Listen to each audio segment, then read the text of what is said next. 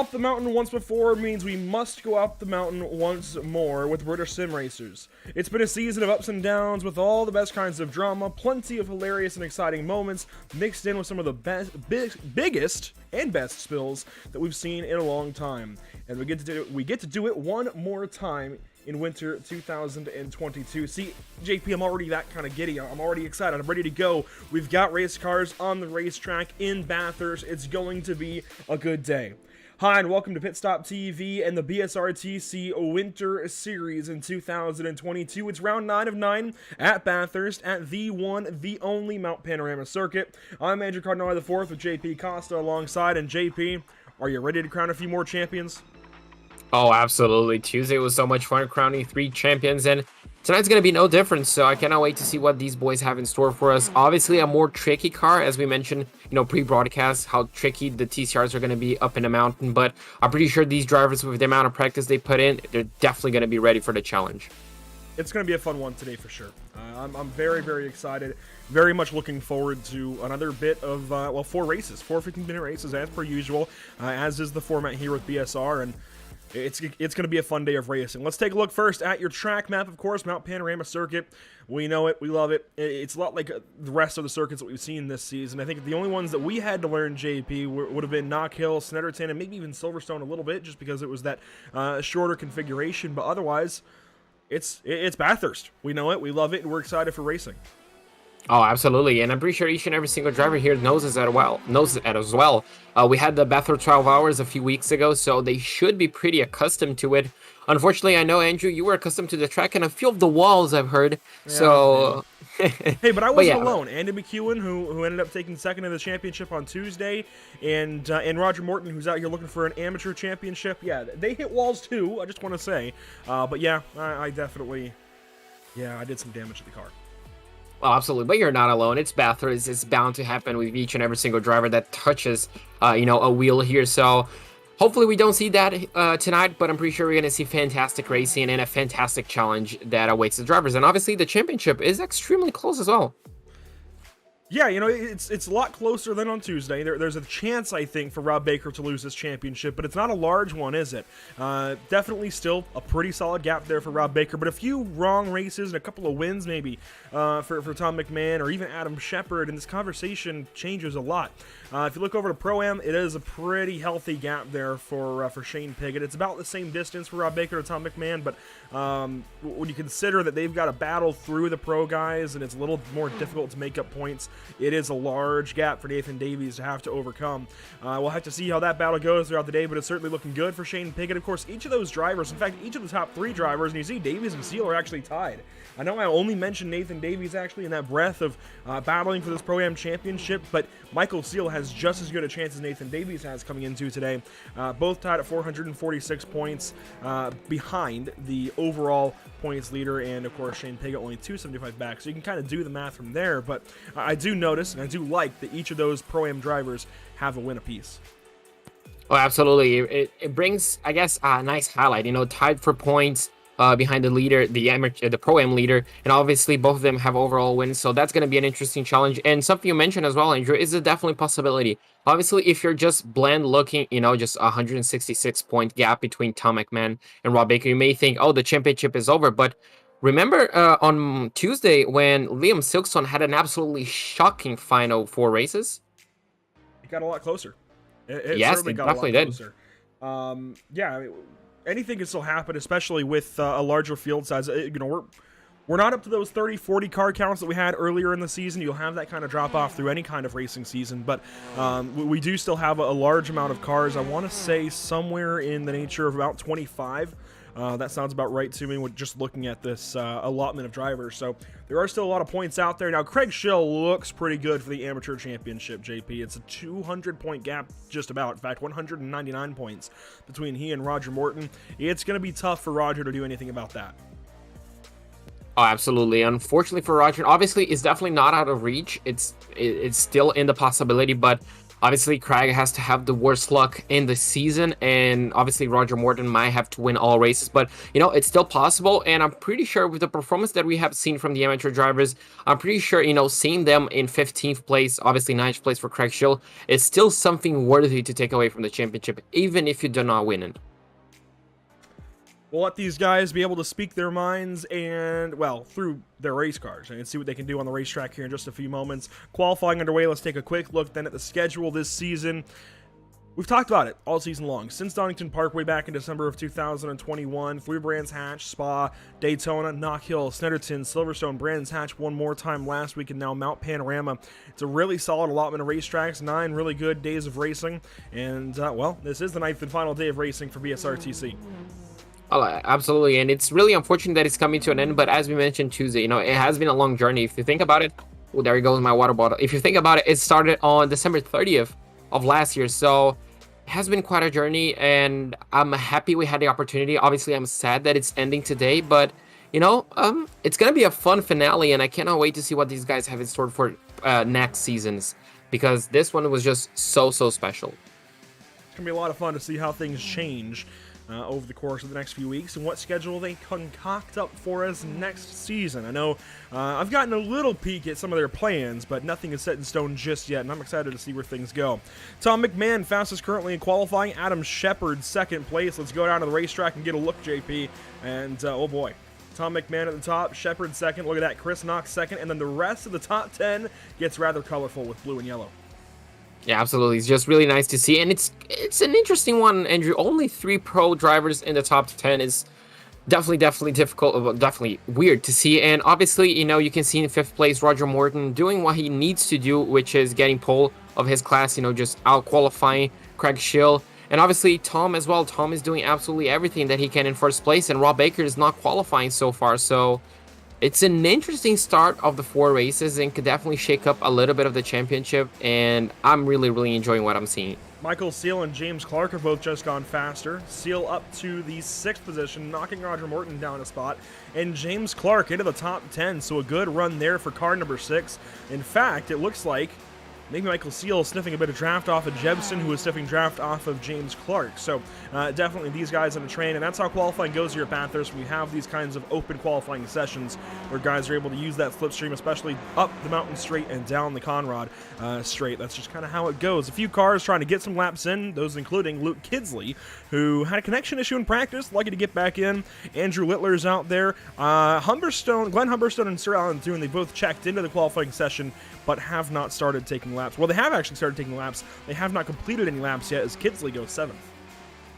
Kidsley was already a good banker, and Andrew, as you mentioned, he's doing all this all by himself, and something we see obviously in the open qualifying sessions is that slipstream battle. We've seen on Tuesday how powerful this slipstream can be on the MX-5, and obviously on the TCR might be a bit comparable, might be a bit stronger in a few tracks. So this first lap, 7th place with absolutely no help, it's a good showing of strong pace that he has. Obviously, Andrew Littler as well trying to improve on his lap time, currently 5 seconds away from the leader. But Andrew, we know how difficult Bathurst can be and how much a crash can hurt your confidence around this racetrack. Yeah, you want to just get clean laps right now in qualifying, I think. Don't push anything too hard. The race is going to change up a lot. And of course, oh boy, that was close. Of course, once we get down to the inverts as well, that's going to change things entirely. So you don't need to push too hard in qualifying. I think if you're one of the pros, as Duncan Cope has an off there, well, not an off, but gets into the wall there out of Forrest Elbow. If you're one of the pros, I think it's okay to push. Go out there, see what you can do, but otherwise, I think maybe lay back in this session and just get laps in. That seat time, just that muscle memory, getting clean laps around Bathurst will do wonders for you. As Chris Knox up to 2nd place over Adam Shepard here in qualifying. The name that I'm just now noticing has just gotten into the session, Rob Baker. He was not here just yet, and I was just about to mention he might not be here, but I do now see that he has joined in. I don't know. It's a little close. He's not going to get any qualifying in. That's going to certainly change the course of the day. Michael Seal, though, goes up to 5th in qualifying. 5th, just 0.2 of a second shy of 4th place in pole position for his class. So quite close. Obviously, still punching the air. And the Audi, Andrew, should have an interesting advantage. It looks like he's already touched the wall in a corner, because look at that mirror just hanging off to the body of that Audi. But as we mentioned, the Audi has a superior top speed. We've seen it be strong in Daytona. We've seen it be strong in Brands Hatch. So it could be an interesting car to have it around Bathurst. Obviously, the long straightaways will just favor this car. And, well, with Slipstream, this could be an interesting weapon of overtaking as we come into the massive, massive straightaways. Let's one car go on by. And it looks like most of this order may stay about the same. No, Kidsley up to 5th. So moving Michael Seal back a spot, as well as Carl Hardy, Roger Morton, and some others. Now, second place currently in amateur would go to Craig Schill, but this obviously is just qualifying in no. He is towing back, it looks like, after a bit of a crash. Yeah, a bit of a crash. I think that's a bit of an understatement, but yeah, unfortunately for Craig, looks like a big hit to a concrete barrier may have terminated, well, definitely ended his qualifying efforts so far. You can see now Jebsen going a little bit wide into Skyline. That's going to cost him a few tenths of a second. And this is the part, Andrew, where I feel personally that it's going to be the most difficult in the TCR cars. Obviously, the front-wheel drive nature of this car doesn't really allow you to put the power down, especially with that tricky, ass section. So I feel like that could be, the difficult point of the racetrack, especially on these cars. I'd imagine it'll certainly be tough in corners like the Dipper and Forest Elbow, where the track kind of falls away from you a little bit, and these cars already want to push when you get on power, so I'd imagine the front end will certainly skate across the racetrack just a tad, and we've already seen a couple of cars hit the wall out of the Forest Elbow, so we'll see how that goes today. Here's a look at Jamie Goodall. Now, we talk about the lack of pros up front, JP, but there really aren't too many in the session. A few more have joined in. James Holman, Rob Baker signing in, and Mark Johnson is yet to go on the racetrack, and Tom Mayle. But even so, that only gets us to, maybe 10 total? Let's count. So you got, of course, the 4 in the top 10 right now. James Clark is 11, that's 5. Tom Mayle, Mark Johnston, that makes 7. And then Rob Baker, James Holman, unless I'm miscounting, that's only 9 pros in this entire field. So I think we're just used to more pros. For example, Michael Seal is a pro in the Miatas, but not a pro here. He's a Pro-Am. So I think we're just kind of used to a few more pro drivers in the Miatas, and it's definitely a switch between Tuesdays and Thursdays in the driver lineup that these guys have. Oh, absolutely. And I feel like you just nailed the point, just being used to the Miatas, and obviously some of these drivers being pros there, and obviously the higher pro count I guess we overall have on the Miatas as well kind of leaves us accustomed, I guess you can say, not used to, especially when it's Thursday to Tuesday. But, well, it works. 9 pro drivers still gonna make a lot of fun, Andrew, but obviously I love to watch the battles inside the Pro-Am and the amateur class as well. They're just as good. And they'll be affected here by the weather. 65 degrees air temp. That is just under 20, as we learned on Tuesday. So 69 degrees Fahrenheit for the track temp is just over 20, right? So not too bad. And the track temp actually just bumped up to 70 degrees. So we'll see how that changes throughout the day. There is a lot of sunlight here in this first race, in this first session, and that certainly is going to sway things just a little bit. But really, still not bad at all for Australia. I was on a broadcast last week for SimTV at Oran Park, which is another Australian racetrack on the iRacing.com service, and the track temp, JP, was 126 degrees. So, this isn't bad. Yeah, absolutely. I'm pretty sure these guys won't mind this cold weather a little bit. We mentioned as well on Tuesday, it's kind of the British weather for them, isn't it? Just bringing a little bit. Obviously, this one is more blue skies, so they might not be too used to it. But again, when I think about Australia and Bathurst and sunny skies, I do think over 100 Fahrenheit. I do think of absolutely scorching track temps. So this is kind of an interesting break from it. Yeah, a bit of sunlight at the very least. Hopefully that continues throughout the day. We like it anyways, and it certainly shines light on some of the moments that we saw Tuesday, like Chris Knox sending it over the jump in race 2. We had those big moments coming down to the chase and down to Murray's Corner, and of course the big pileups in the cutting and Forest Elbow. We'll see what changes today. A minute and a half left here in qualifying, and really just about everybody's wrapped things up. Roger Morton is still on the racetrack. Well, actually no, he's coming to the pit lane, it looks like. James Clark then, the only car that I see moving. May have just been getting a few extra practice. You can see just exit Hell Corner, yeah. So just extra practice. We mentioned how important this is sometimes, Andrew. Just building confidence, especially in a track like this. We have so many walls so close to you. It's just important to get track time, just getting used to, as you mentioned time and time again, the muscle memory is just so important on these cards. And I'm pretty sure he just won't be minding to put in lap times as long as the time allows it. Of course, one big thing we'll be taking a look at today, when we get down to it, will be right about here. The run to Skyline for the first lap in each of these races is going to be hectic. If you end up side by side through the parks and heading to Skyline, you're in for a rude awakening, certainly when you head down that hill, JP. But it's what makes Bathurst so much fun. When you come into the Dipper like this, it tends to ramp things up. It's always exciting.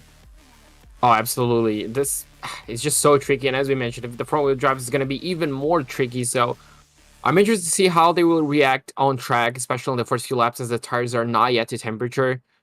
But I absolutely love this track. Look at the scenery, Andrew. Isn't it just amazing to look at and just amazing to think that we have race cars going around it? Absolutely. Always love coming to Bathurst with Pit Stop TV, even though it's only virtually. Really do love bringing a Pit Stop TV broadcast to the virtual Bathurst. It's so much fun. Mount Panorama Circuit is easily one of the best circuits in all of motorsport. Let's go ahead and take a look at our starting grid, though, for race number 1. Starting on pole, you will find that of Tom McMahon in car number 66. Chris Knox joins him there in second. Starting third, you'll find Adam Shepard in car 17. It's Shane Piggott for the Pro-Am pole, and he's going for a Pro-Am championship as well, starting from fourth. Starting fifth, you'll find car 88 of Luke Kidsley. It's Michael Steele rolling off in sixth. Carl Hardy starts from seventh. Roger Morton, your amateur pole sitter, there in eighth. Sam Smith, ninth. And James Neve rounds out your top 10, JP. 11th place will go the ways of James Clark. Alongside him, Jamie Goodall in the 575. 13th place will go to Craig Schilling in the 982, our amateur's point leader. Alongside him, Ollie Ricks in 14th place. 15th will go the ways of Andrew Jepson in the 522. The 927 of Fiona Siddons is 16th place. 17th place is going to go the ways of Andrew Lidler on the inside, and the outside will go of Duncan Cope. And the 10th row, Andrew, will go the ways of James Holman in the number 2, and the number 12, Tom Mayle. Starting 21st, you'll find Rob Baker vying for a championship. He is your pole, or not your pole sitter, your points leader coming into today. Mark Johnston will roll off from 22nd all the way back in Murray's Corner. Starting 23rd, you'll find Nathan Davies in the other Puma car. The 88 Tech, number 521, rolls off 24th. That's Glenn Humberstone. Jason Morris and Sir Alan Toon will bring up the rear of the field really a healthy field of 26 cars. That's a really good number considering we've had a few drop out of the series in recent weeks. So definitely looking forward to having 26 of them go at it here at Mount Panorama. 4 more races in this season, and Barney the Flagman, he's ready. I think he's got a few spare clones that are going to jump on the flag stand in races 2, 3, and 4. I'm excited to see how that goes. I noticed that it changed out flagmen in Tuesday's races, but here we go. Green flag for the first time on the way, and we're racing at Bathurst in the touring cars.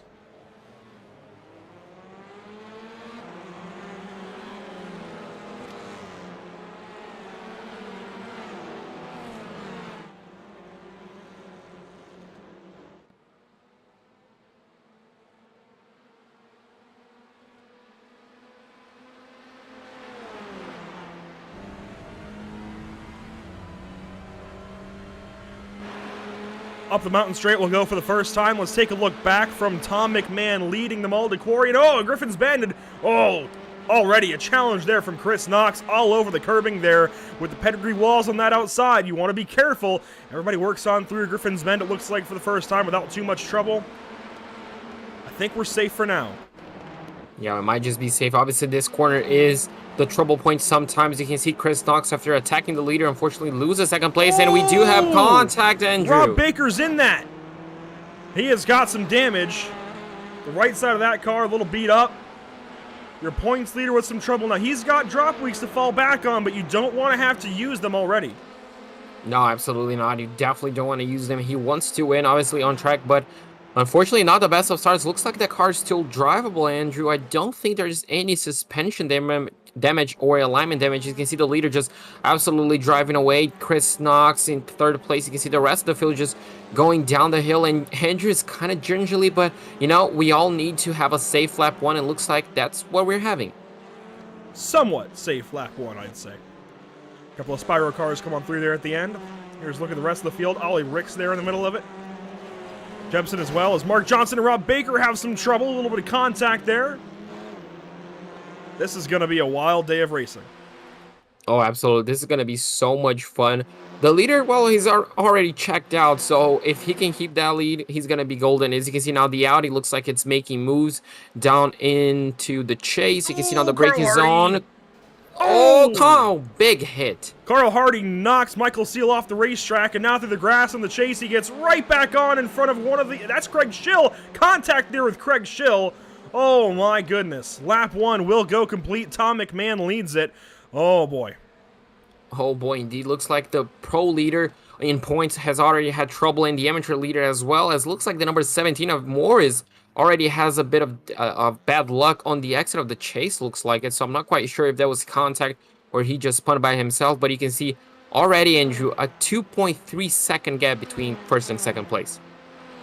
Look at the field, single file back up the mountain straight. They did not enter the final corner single file up front, that's for sure.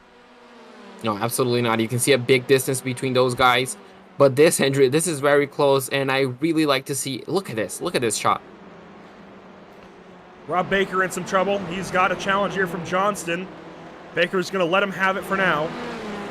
And you can see the rest of those RD Simsport guys that we met last week at Brands Hatch. They started towards the rear. They're going to work their way through this field. Oh, and here we go. Oh, no. Cutting pileup. Baker around the outside, and it's not so much a pileup. They get things moving. Thank goodness for that. Yes, you can just see how... Oh, we're nearly going 3 wide, 2 wide on this section. Might not end too well. Oh, a puff of smoke. Oh, my goodness. Oh, my God. Rob Baker's going to go on through. Wow.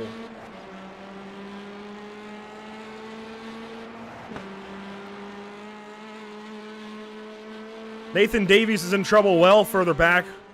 I can't believe what we've just seen. So Davies, you can almost write him out of the Pro-Am battle. Craig Schill was the car.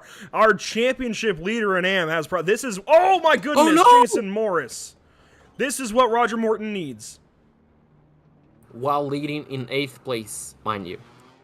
Jamie Goodall with trouble there. Ollie Ricks as well. He's towed back to the pit lane. Let's go back up front. Tom McMahon ahead by 4 seconds now. Chris Knox falls back. Looks like Chris Knox and Adam Shepard were battling through the mountain because that gap, remember, was 2.3 seconds. So, well, Chris somehow found a way through and, well, obviously allowed Tom to have that lead against even further battle. This is Roger Morton. Looks like he's giving up a place to Smith for the time being, but we need a replay because I was just going to mention, Andrew, that scene that we saw from Rob Baker's point of view, Craig Schill's car just looks straight off a speed racer. Let's see if we can get a look at it here. So Craig Schill starts behind, or is behind the rest of this starting up. It looks like it might have started with Carl Hardy further up. And maybe, oh my gosh, look at the crunching there through the cutting. Everybody gets going though. And I know Craig Schill is at the heart of the massive crash. He was the one spinning through the air. And there's Holman there right on his right rear. Oh, Ollie Ricks. Big trouble with Goodall. Holman makes contact with Schill. He comes across. Look at the carnage. Wow, Fiona Siddons coming in through. The Spyro cars all hit the Etihad wall, and wow. Pretty sure Fiona came unscathed out of that. Mostly. I mean, she gets through to a point, but certainly made contact with, I think, the car ahead, trying to stop for all of that, maybe even the wall. Here's a look at Carl Hardy now in battle with Luke Kidsley. This is for 5th on the racetrack. This is good stuff. Yeah, this is good stuff. You can see how closely Carl Hardy is to the number 88. Looks like he's going to be losing a little bit of contact, but looks like the Honda Civics around here, Angie, looks like they're faring quite well. We remembered early on in the season, we mentioned how good the Honda Civics became on taking on the curb, so it looks like this track might just be good for them. As you can see now, coming into Skyline, we have even further battles. Michael Seal was sideways over the curbing. Now, the Hondas actually had issues getting over curbs really early on in the season, right after they were released in December. iRacing has done some work with them to calm that down a little bit, calm the suspension parts down, and maybe that has helped, but I'm actually really surprised that they're doing so well here with all of the suspension travel, and Mark Johnston in trouble in Skyline. Yeah, big trouble, and he's... Jepson as well. Like, yeah. Oh, so you have even more casualties. So, what is that, 6 cars already out of the race? We're working up to that number, yeah, That's actually right about on point. Let's go ahead and take a look at this for Mark Johnston. Now, he was behind Rob Baker again, it looks like. Car 51, yes, he was. So chasing one of his biggest rivals in the series, grabs the curbing there, and Yeah, that's one way to smash it up. Yeah, absolutely. You can see just, yeah, at that point, your passenger, that curb is just absolutely deadly on 99% of the cars. And unfortunately, he was just another victim. Let's see if we can get one more look at it here for Johnston. This is from overhead. He's just going to pop that curb on the right side. You got to be so careful of that no matter what car you're in. And yeah, contact there with the Coachshire wall, and round he goes. Just an unfortunate end to his race. And obviously, that's going to hurt his confidence a lot through that section of the racetrack, which is, you know, just a bummer. Hopefully, he can quickly put that behind him and focus on race number 2. Someone who doesn't need to focus on race number 2, Andrew, is, well, Tom McMahon, because the two behind him, Chris Knox and Adam Shepard, are just, looks like they're going for it. They're battling amongst each other and obviously allowing the leader to gap them. Yeah, Shepard can't really afford to get in this battle with Knox. Shepard needs to make up as many points as he can. If you go back to Silverstone, he was actually in a really good spot. Just things at Brands Hatch, of course, that contact. He had an incident with Rob Baker, had an incident later on with one of the RD cars. Really took him out of contention for this championship, completely turned the tables on him. And Oh,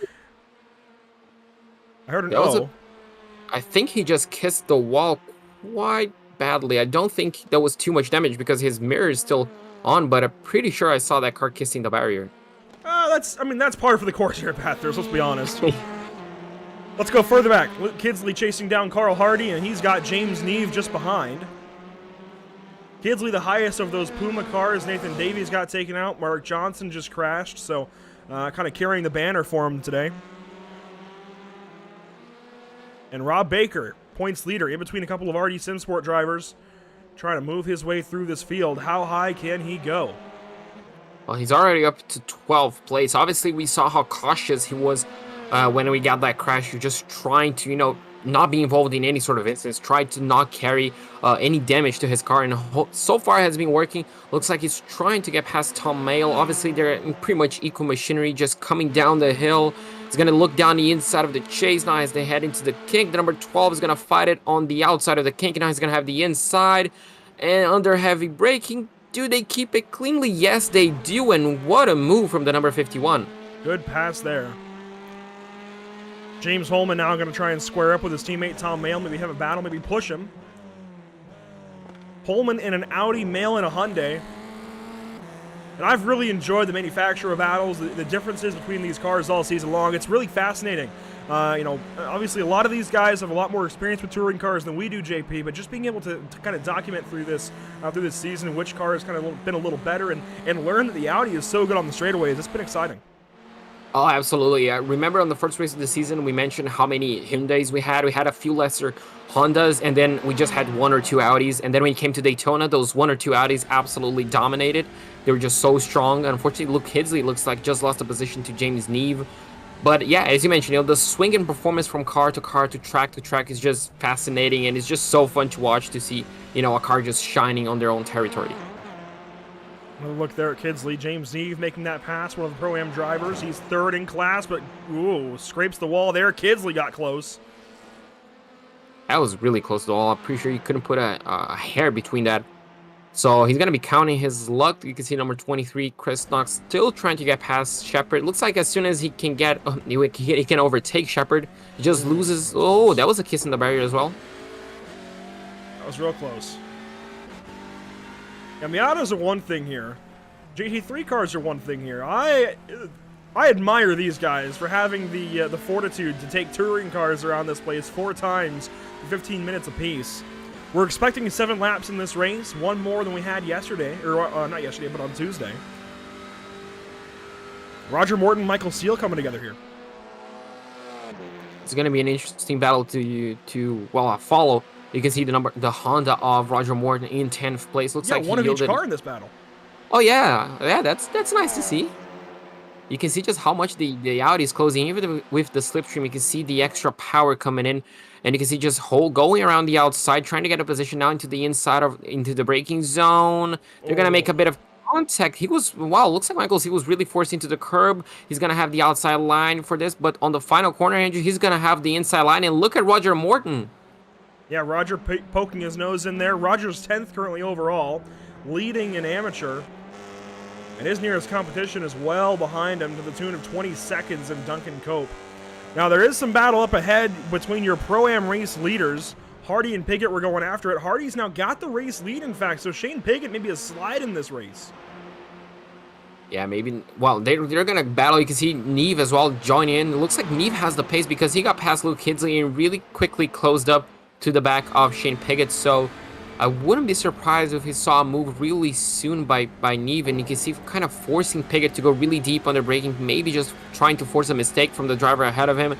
This is going to be a really fun battle to follow. I must say I'm quite surprised at the usage of apex curbing today by these drivers. I did not expect that to be beneficial, but some of these guys are using it to their advantage. Changing the suspension load certainly can help.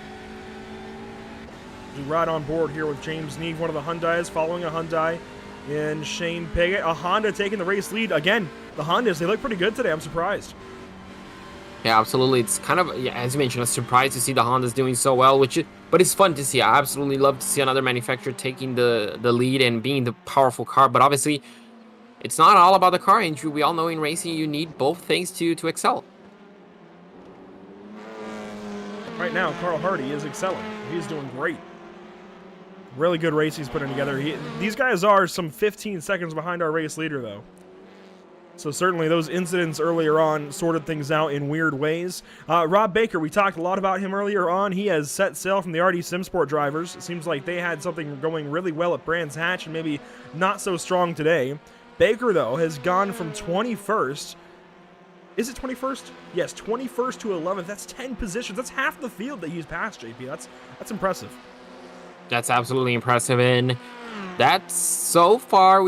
I'm not gonna. Well, I'm not gonna throw my curse. So I'm not even gonna mention, but I was gonna mention it's a really good drive from the driver that's leading the championship. Hopefully, on the final lap, nothing happens to him. White flag presented by Whiplash Simcams across the line. A good look here at each battle coming on through the final corner. One car a little bit wide. In fact, that is Luke Kidsley just behind those Pro-Am drivers. Here's a side-by-side. Sam Smith and Michael Seal, it looks like. Let's check that out. Yeah, it looks like this battle is definitely not over. Coming into turn number one, you can see the Audi kind of getting a little bit out of shape on their braking. And, well, so you can see even more damage to his back end. So I wonder if there was contact at any point between them, Andrew. Let's go on board with Sam Smith, and if he gets close, we'll get a good look at it.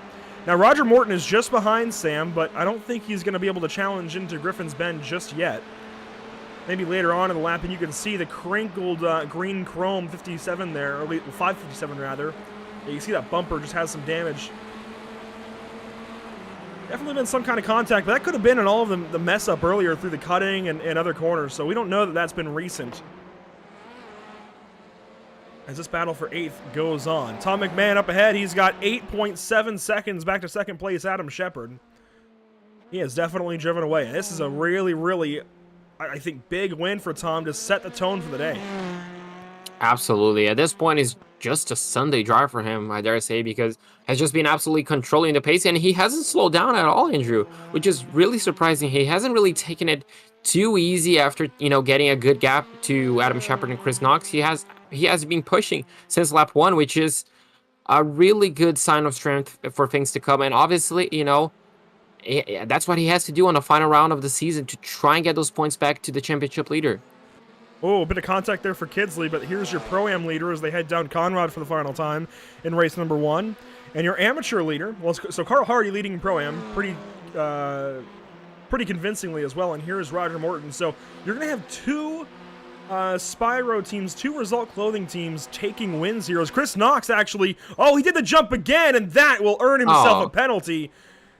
We talked about it, we saw it on Tuesday, and Stewards talked about it yesterday, those joke crashes, as they called it, as Tom McMahon does secure a win here in race number 1. Those joke crashes, those will earn you a penalty. Looks like his penalty might be not being able to finish the race tonight. Well, yeah, that'll start, but they will definitely assess license point penalty after the fact. Absolutely. That is something admins don't want to see, as you can see him spinning there in Murray's corner. Now, if you land it and you continue on, that's one thing. right? They can't penalize you if you're just continuing on, but if you do crash out of it, they penalized Michael Lees for it yesterday. They will penalize you for it today as well. So he will come across in 13th, but likely lose that position, or at least lose license points tomorrow when they review it. Duncan Cope is next up to cross the line. And you can see the rest of the field, just a few extra drivers to cross the line. But obviously, as we mentioned, McMahon in 1, Shepard in 2nd. Only 2 drivers in the top 5, Andrew, to be pro drivers. Carl Hardy is going to be winning the Pro-M class, and Roger Morton is going to be promoted 1 place to 9th place to win his class. So a really good performance by them. And obviously, that instant as well, Andrew, made sure that Rob Baker is going to finish in 10th place. So a really good recovery drive. Rob Sutherland, remember that name from Brands Hatch last week, out here in the YouTube chat telling us that this is only the 2nd time that Tom Mayle has run a TCR on iRacing. And he's doing it well. He has been great these last 2 weeks. The RD SimSport guys have been rowdy, as we said last week at Brands Hatch, but certainly quite good. They brought a lot of talent to the table and a lot of talent to this pro class, and it's been a lot of fun to watch them so far. Let's take a look at our first invert of the day then, JP, and then we'll get some results from race number 1. Here we go. So last time we didn't have a lot of big numbers, Andrew. I wonder they're 15, so it's gonna be 50-50, I guess you can say. It's an okay number of splits. A little more than half the field, and it will take the top 3 amateur drivers along with them. This is actually going to be a fun invert. This is going to put Fiona Siddons on the pole. Let's go ahead and check through the full results, though. And Tom McMahon obviously won that race 9.2 seconds ahead of his closest competition of Adam Shepard. Carl Hardy is going to be finishing in 3rd place and win the Pro-M class ahead of James Neebe. Shane Piggott is going to finish in 5th place ahead of Luke Hidsley. Michael Sealy in 7th ahead of Sam Smith. Roger Morton winning the amateur class in 9th place overall. And Rob Baker, the championship leader, is going to finish in 10th place. Finishing 11th, you'll find Tom Mayle, promoted up to that spot by that mess with Chris Knox. James Holman will come across in 12th. So those RD SimSport guys, 11th, 12th, pretty good run there. Duncan Cope, 13th. Glenn Humberstone, 14th. And Humberstone comes home in a good spot there in 12th, certainly. But that is 1, 2, 3, 4, 5. That is 6th in Pro-Am. 14th overall is 6th in Pro-Am. That is staggering. Fiona Siddons will get your invert pole. So Fiona now will start from 1st, Humberstone from 2nd, Cope from 3rd, and those RD SimSport guys will start from the top 5 in race number 2. Andrew Littler just misses out on the invert pole. He will, unfortunately, still have to start 16th. James Clark 17th, Jamie Goodall 18th, and Chris Knox is relegated to 19th after the corner cut penalty that he accrued along with the crashing there. Sir Alan Toon finishes 3 laps down in 20th spot. 21st place is going to go for Mark Johnston, unfortunately 4 laps down. 5 laps down are going to be the drivers of Andrew Jepson, Ollie Ricks, and Nathan Davies. Craig Schiller as well, unfortunately 5 laps down. And 6 laps down, unfortunately not surviving the lap 1 collision, is going to be Jason Warriors in 26th place. So, 26 cars. That's our first race on the day. Now, I know there are some annoyed drivers out there. I know Craig Schill is already kind of talking like he might not run the rest of the day. Craig, if you can hear me, you better keep running. You're out here racing for a championship. You still have a fantastic chance of winning this title. You had better continue on. I will be rather cross with you if you don't. You'd better get back out here and keep racing. Even if these guys crash you, you got to come out here. Come on now, Craig. So we'll see if these guys do stick on through. We should get 26 cars then in the rest of these races. JP, that's one done and dusted. Do you have any expectations then for race 2?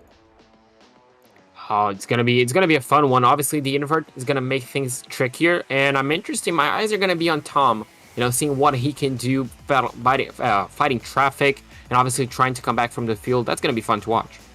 Yeah, of course, he's starting 15th. We talked about Fiona starting on pole now for race 2. Tom is starting way back in 15th, and we just saw Rob Baker come from 21st to 10th at the end of the day. But it's going to be a little tough starting right in the middle of the field and not being able to avoid those first couple of incidents. That's going to change things up there for Tom McMahon. But that does give him By the way, a 5th win on the season, which now ties Adam Shepard to lead in wins this season. That's rather impressive from the two of them. Rob Baker, in case you're curious, checks in with 4 wins. That is tied with Mark Johnston. So either one of those two guys could make it 5 apiece for them as well. And we could have a 4-way tie in the wins before we're done here today. We'll see how it goes. But race 1 in the books, which means race 2 is up next. You don't want to go anywhere. You want to stick around here at Pit Stop TV after these quick messages from our partners. Be back here in a moment.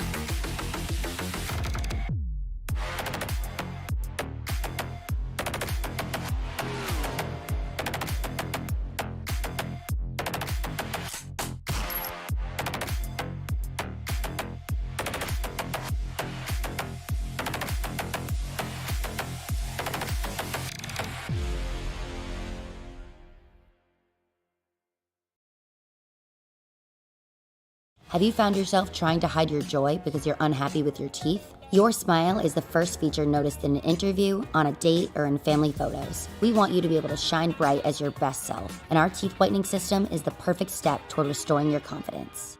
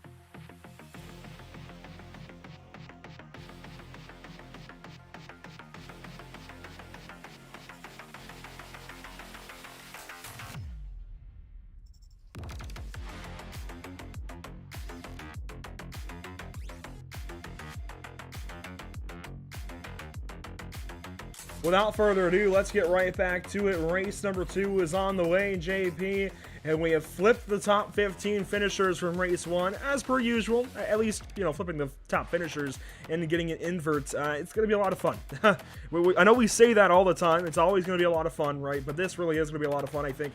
The first invert of the day, it always seems to promote a little bit of chaos, and then these guys figure things out. And, yeah, it might not be so fun for the guys in the cars, but it'll be fun for us. Oh, absolutely. We've done this plenty of times. I'd say 32 times so far, but does it ever get old, Andrew? Because I don't think it does. I absolutely love the twist that the invert brings, and obviously, I'm not sure the drivers does. Obviously, the winning driver doesn't. The driver that gets pole position, I'm pretty sure they love it. But well, I cannot wait to see what that's gonna bring store for us, and that's only gonna be a taste because we're gonna do it 2 times more after this one. This is going to be a really good day of racing, I think. And it's only just started. Of course, race 1 was fantastic. I think you had just about everything you could ask for. A little bit of drama, a couple of crashes, and, I mean, you don't want the crashes for the drivers, but you want the crashes because it's exciting to look at, right? It's always fun to see a car go crunch, and, yeah, certainly, I think, a little bit exciting. It's going to be a good day of racing. Let's go ahead and check the weather, and, oh boy. That's toasty. I mean, there we go. That's what we're expecting here from Bathurst. I think they must have listened to us, and the drivers might not be very happy with us after this one. Absolutely not. That's 55 degrees Celsius. 55 and a half. Just add that little half just for a little bit of insult to injury. That is hot. And that's really that's a bit hotter than what we had in race number 1, I'd say. Yeah, about double. Yeah, I think about double what we had, almost. Let's go ahead and check out the top 15 quickly. You can see, I think, highlights here certainly are Fiona Siddons, Glenn Humberstone starting on pole for each of their classes, Duncan Cope, James Holman. Really, the whole top 5 is a big highlight for me. Even the top 6 with Rob Baker starting 6th. Roger Morton just won that race in amateur. He'll start from 7th. You go on further back, you find guys like Michael Seal, who has a chance at a championship in Pro-Am, and even Shane Pickett here in row number 6, JP. A lot of highlights in this top 15 that are being inverted. Absolutely. You can see Carl Hardy in 13th place, Adam Shepard obviously in 14th place, being promoted to 3rd place, Carl Hardy, and obviously the winner of the previous race, Tom McMahon, in 15th. That's going to be interesting for him. He's going to be lining up alongside Andrew Littler in 16th place. So plenty of talks, and the red lights are already on, so it should be soon to go. It always happens so fast here in BSR. Red lights on, waiting on green lights, and several cars are opting to start from the pit lane. That might not be a bad idea. Green flag in race 2 at Bathurst. Oh, and we are down 3 cars as well, down to 23. I don't see the RD SimSport cars. Oh, what a big jumble in turn 1.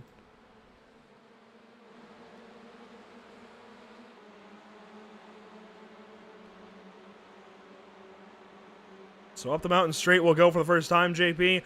Learning a lot about how this race might go. 3 cars not here, each of the RD guys. Absolutely, that could change a bit of the scenario as, well, a few drivers might be struggling already with the higher track temperatures, Andrew. You can see, obviously, all that battle behind will allow Fiona Siddons to essentially pull away, and that's exactly what we want to see sometimes. Now into turn number 3, could we see everybody going safely into turn 1? Looks like everybody's taking a little bit cautious, which is exactly what we need. Now, the RD SimSport drivers have since climbed aboard their machines. They have re-entered. Mark Johnson as well, so several of the big hitters, I think, in this race mired well back in the field. James Holman, Alan Toon, Ralph Cullinan, Tom Mayle, Andrew Jebson, Mark Johnson. Those are the bottom 6, 21st through 26th spot as everybody works to Skyline for the first time in this race. And I hear a lot of crunching. Fiona Siddons leading us to the dipper. Now, this might be the most difficult part of the racetrack. You can see how close the field is, and you look at that, essentially pushing one another. Really good views here from the Saddix atop the mountain. Heading down to the Forest Elbow for the first time. Sam Smith, a little bit of contact there with Luke Kidsley. Oh, some contact on the wall for Shepard. I think Morton got a piece of it. That's a good place for a camera. That's a great place for a camera. You can see Fiona Siddons now coming challenged down into the straightaway, into the chase. Maybe a little bit of contact. You can see even more battling for the 3rd place. We're essentially going too wide for the first 2 rows. You can see Fiona Siddons looks like she might be losing the position coming into the kink and now into the heavy braking zone. Oh, Michael Seal, no! Oh, no! Michael Seal has a problem, and oh my, Duncan Cope as well. I don't even know where Michael Steele ended up. Did he take the jump? Oh, he spun around at the exit of the chase. Gets reversed. Fiona Siddons with trouble. She was making a lot of contact there with Kidsley. Oh my goodness. Kidsley now looks to the inside. Gives her a bump as Shepard stacks up behind him. Sam Smith there on the apex curbing. And look at Tom McMahon in the midst of it all. Lap 1 complete. That's only lap 1. What an hectic end to that lap number 1. That was absolutely fantastic. You can see now Fiona Siddons looks like she's going to be dropping 3rd place, even in 4th place, as Tom McMahon is going to try to pass her. So unfortunately losing quite a few places, but look at how close, Andrew, essentially the top 10 is. Look at that whole line of cars headed up the mountain straight one more time. And, well, actually, a few more times. They've got 7 laps to go here in the, well, 6 laps to go in this race. 1 of those 7 completed. Adam Shepard moves over a bit ahead of the braking zone. Oh, Fiona Siddons with a tap there from Sam Smith. Hangs on to it. Oh, but James Neve may be in trouble. Manages to save the car. You can see Chris Knox got a free position, closes up the door, trying to get the best racing line. Fiona Siddons got turned there by Sam Smith. Saves it. Good drift. Good drift. Maybe a little bit of damage due to the collision with the wall, but so far so good. And Andrew, the number 51 is leading, which is exactly what he needs, but the drivers behind him, well, they're looking really racy, and they look like they want to challenge his race lead for the time being. This is exactly what Rob needs in this race. He needs to reestablish himself as a contender and have a clean race. Luke Kidsley is 2nd, Adam Shepard is 3rd, and here we go. This is going to be a fun battle between these two. Absolutely. I'm pretty sure Adam Shepard will want to get past Luke Kidsley as soon as possible to maybe challenge it, and obviously as well to defend from Tom McMahon, who's just behind him. Oh, a big tap to the wall. You could see on the camera. Not a lot of visual damage, though. A little bit of right front damage. That fender is crinkled right there, right above the tire. That's a signal that he definitely bopped the wall just a tiny little bit. Sam Smith is your Pro-Am leader. Once he got by Fiona Siddons, he was clear away to the top 5. And look at this line of cars stacking up now. Shane Pickett, Chris Knox, Carl Hardy, James Neve, and even Mark Johnston, is that? No, that is Nathan Davies. As Shepard makes a move here on Kidsley. See now into the kink and then the heavy braking zone. Shepard closes the door. Oh, a little bit of contact. That could have ended very, very badly. You can see Tom trying to find any way sort of past, kind of pushing Luke Kidsley. And you can see Chris Knox going really wide. Oh, good catch, boys. That was amazing. Over. Davies gets right back on. Amazing driving by each and every single driver. You can see Adam Shepard going really wide. Luke Kidsley is going to lose the position to Tom. This is getting really racy between these guys, and I'm absolutely loving it. I wanted to get... Oh, that's a send there from Sam Smith to the inside of Luke Kidsley. Didn't waste any time setting that one up. Just decided to go ahead and make the move. Does back out of it and let Kidsley get it gathered back up. We wanted to get a replay of the lap 1 melee, but at this rate, there's no opportunity to do so. Let's go on board with Kidsley as they work to Griffin's Bend. Oh, look at this. McMahon and Shepard blocking. Contact blocking there. Coming really close. And, well, Adam's going to hold that position for the time being. You can see Sam Smith going really wide into the curbing. That's going to lose his a little bit of run into turn number 3. You can see Luke Kidsley, but unfortunately has nowhere to go. But the battle, Andrew, I feel like the eyes are going to be on the battle for 2nd place. Absolutely. They've wasted some time. They're back there 4 seconds back now. That's a problem maybe for Glenn Humberstone. A little bit of contact there for Adam Shepard. These guys are going to have a gaggle up the mountain. Here we go, side by side, 2 rows deep. Tom Mayle is in all of this, just ahead of Jamie Goodall and Michael Seal, and contact. Glenn Humberstone crashes. Oh, James Clark, a massive hit. Jamie Goodall goes along with. Jebsen gets through. Wow. Wow, indeed. That was a massive hit. Wow. It's not completely done. Humberstone's still slow. Craig Schill is going to come on by, or at least try to. Let's go back up to our top 3, though. Shepard and McMahon. How is this one going to end down the Conrad Straight? We've still got a lot of laps to go, but they are not treating it as such. No, absolutely. It's essentially last lap battles between these guys. They desperately want to stay ahead of one another, and which is really interesting, really entertaining for us, Andrew, but obviously I'm not quite sure if they're enjoying it so much. They're allowing Rob Baker to essentially drive away, as you can see even more battling. Is that Chris Knox? No, that's not. That's James Neve.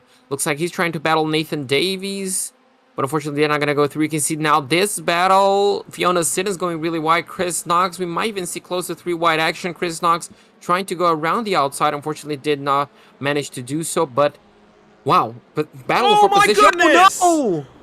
Shepard parks it for a moment on top of Tom McMahon. A crash in Murray's corner. Shepard backs up and hits McMahon right in the way of traffic. Gets back rolling. What are you doing? Right in front of Roger Morton, trying to battle for an amateur championship. Emotions are certainly running rampant in this one after that contact. McMahon is still stopped. Now gets back rolling. Let's go back up to Shepard. And in contact there with Chris Knox. He slides. Oh, these guys are giving me gray hairs. I'm speechless. Kidsley and Smith, they do battle to Griffin's Bend. Kidsley takes the spot. Smith, though, does not want to give it up. And now we'll lose time. Let's watch Shepard at least for a moment. Okay, he's gotten out, I think, to a decent little situation. Let's go back and watch that one back. This is very, very important for the season. Very, very important. Now, we left these guys down Conrad. And in hindsight, maybe we should have stayed with these two. Adam Shepard just ahead there of Tom McMahon. McMahon teammates with Rob Baker. And these guys are both trying to amass as many points as they can to go after Rob Baker in the championship. McMahon goes right. Shepard just comes too far over. And I hate to say there's a theme, but there's been a theme of that.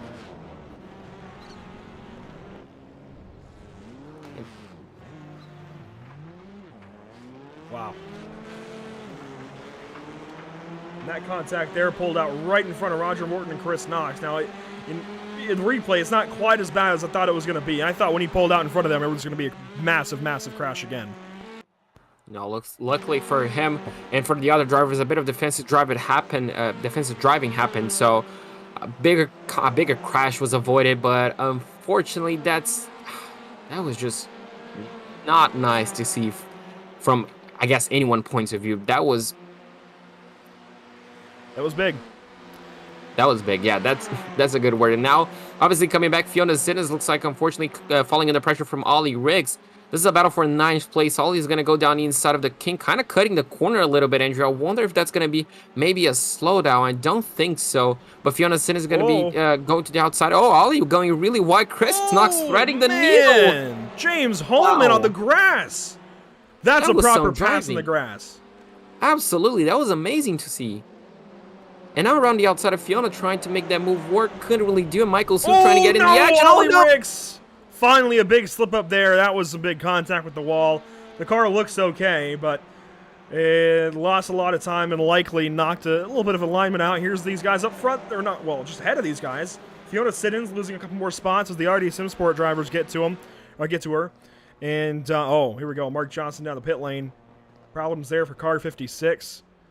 That could actually be from incidents because I don't see a whole lot of damage on that car. I was just gonna mention that doesn't seem too damaged. Doesn't seem damaged at all. As you can see, this is a battle between Shane Piggott and Sam Smith, if I'm not mistaken.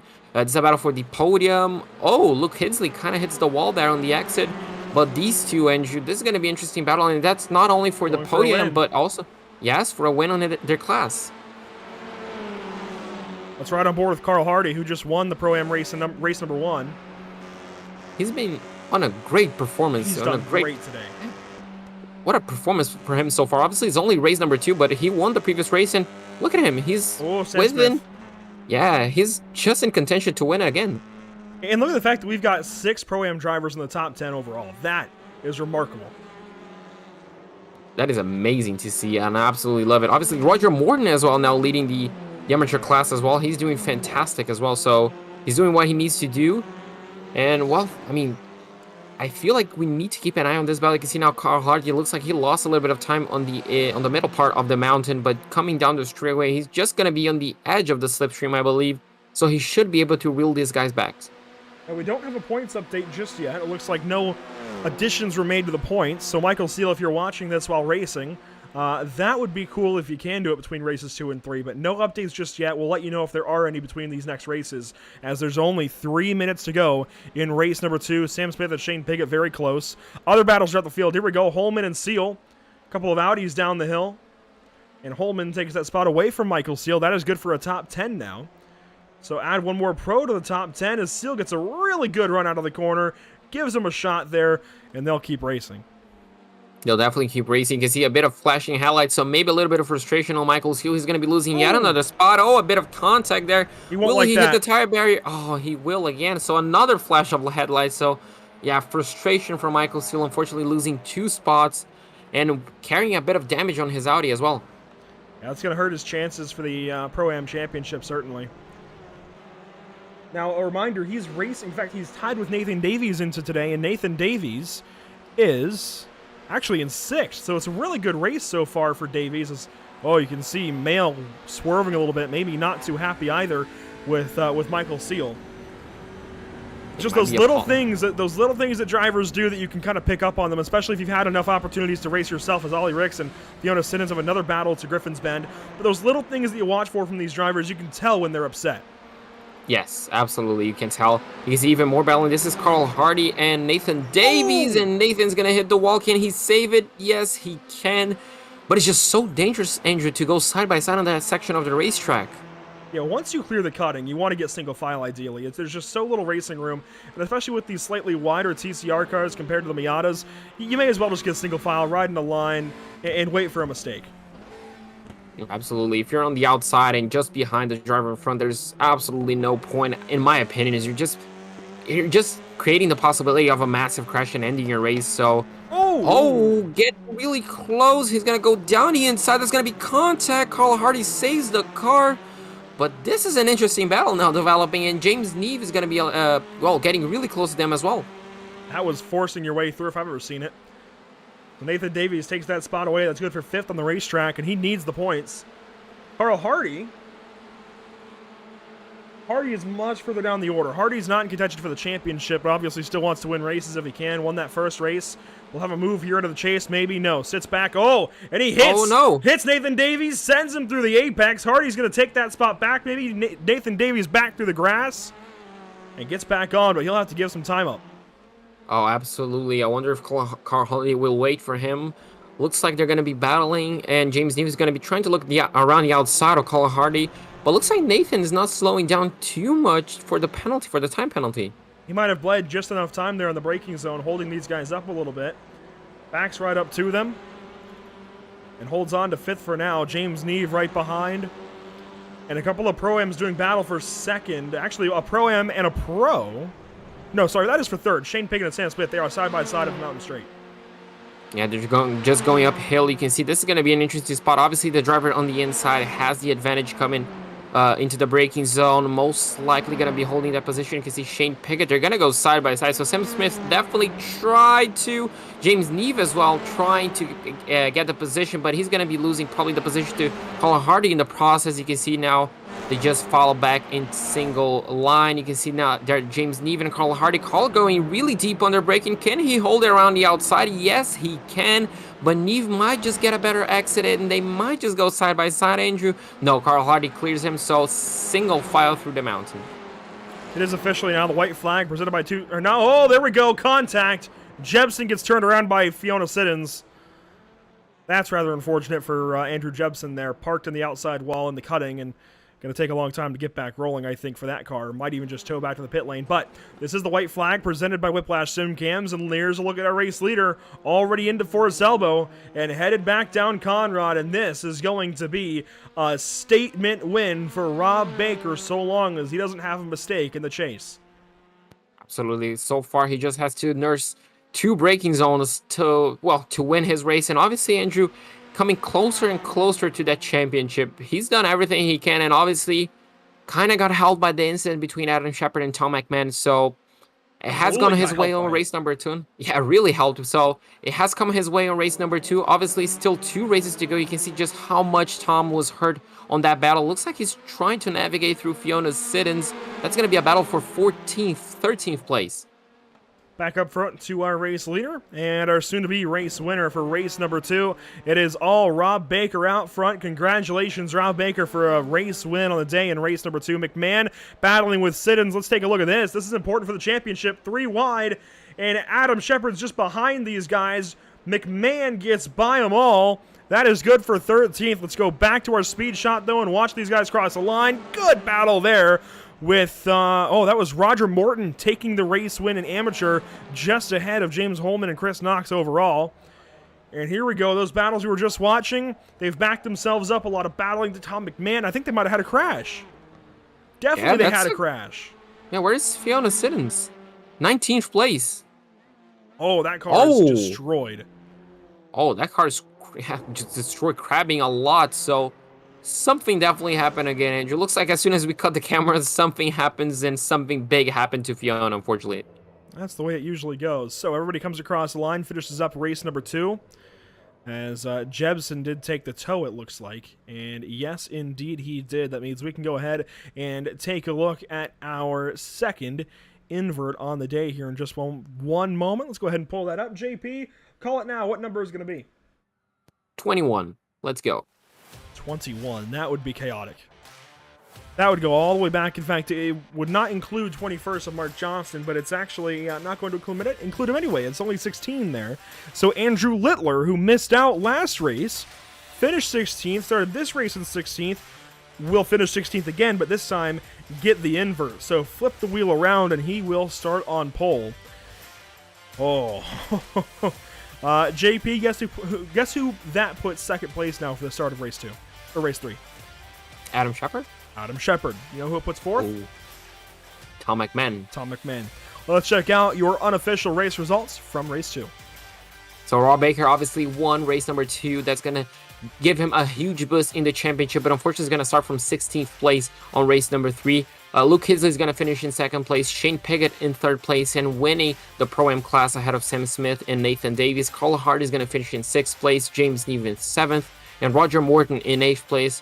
Winning again, if I'm not mistaken, on the amateur class. So a really good performance for him today. James Hummel in 9th place, just ahead of Chris Knox in 10th. Finishing in 11th, you'll find Michael Steele in the number 557. I know he had some heated battles there. Gets back ahead of Tom Mayle, so congratulations to him for that, but still finishes behind Holman and Knox.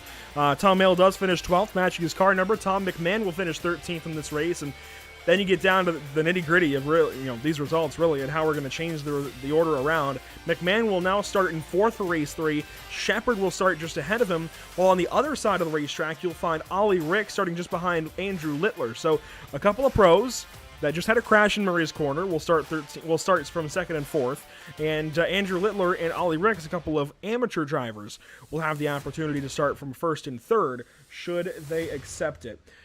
Yeah, a lot's going to change here in race number 3. Craig Scholl finishes 17th, and we'll start there for race 3. Then it's Glenn Humberstone, Fiona Siddons, and Andrew Jebsen finishing out the top 20.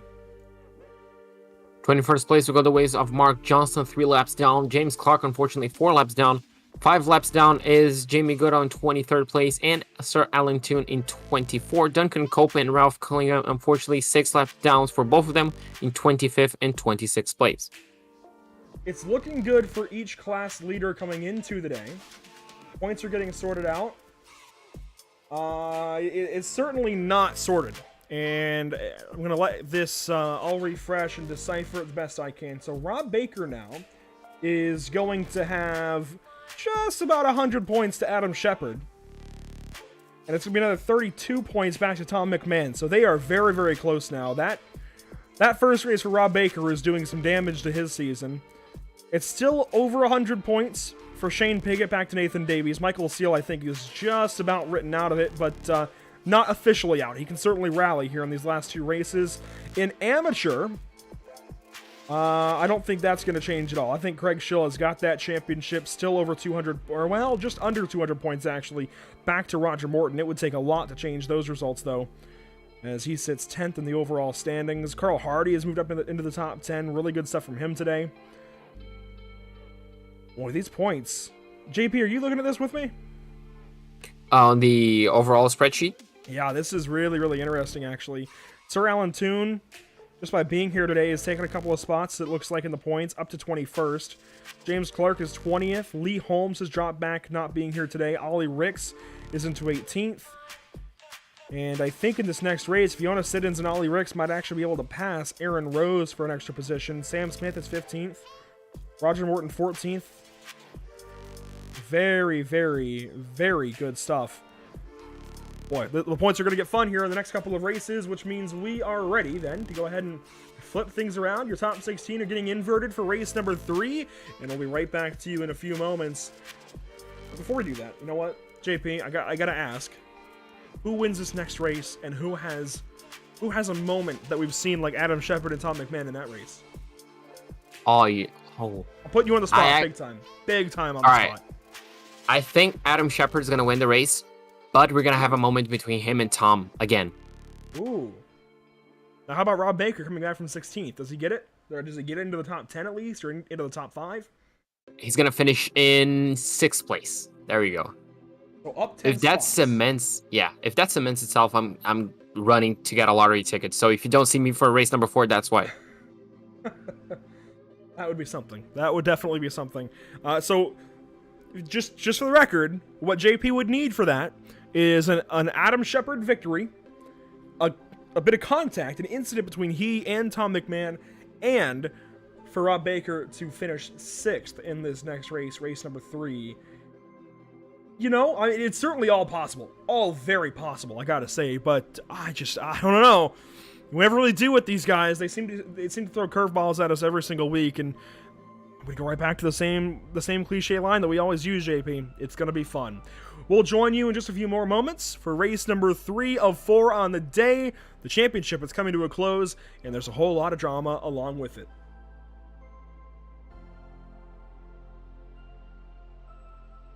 Sound Art introduces an entirely new way to listen to music in your home. By combining the best of 2 products, a revolutionary high-fidelity, low-profile Bluetooth wireless speaker with beautiful artwork. Select from a library of artwork or upload your own photos to personalize your experience. Sound Art ushers in an era of invisible, beautiful, and amazing sound throughout your home and redefines your entire entertainment system. The need to reclaim your floor space and rid your home of unsightly speaker boxes that need to be bolted to the wall is now a thing of the past. Our canvas is printed on high-quality permalite by Breathing Color. And select from our gallery or upload your own. Standard sizes include 16 by 20 and 18 by 24 canvas wrapped. Custom sizing is available, as well as surround sound options.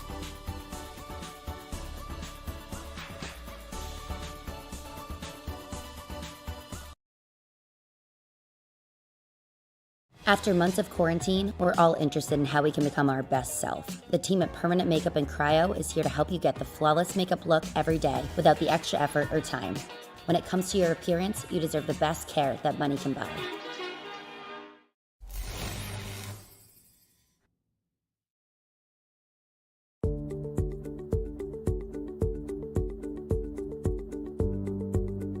Sound Art is a product that is a speaker and it's art. We combine it together and we call it Sound Art. What makes it so unique that any picture can be your speaker? Sound Art gives you the high quality sound without the ugly speaker. This isn't a picture with a speaker, the picture is the speaker. Just imagine your wedding picture uploaded onto a canvas and now it's speaking 10,000 tunes. I mean, it's a very cool concept. What we like so much about it that you can take anything that means something very special to you, upload it on the canvas, have it hanging up in your room, your balcony, wherever you want to put it, and now it's a speaker. I mean, how cool is that? It's something that we have that and no one has. No one has this product. It's just a great gift to give anybody. It's just a neat concept. Around here we say, art never sounded so good.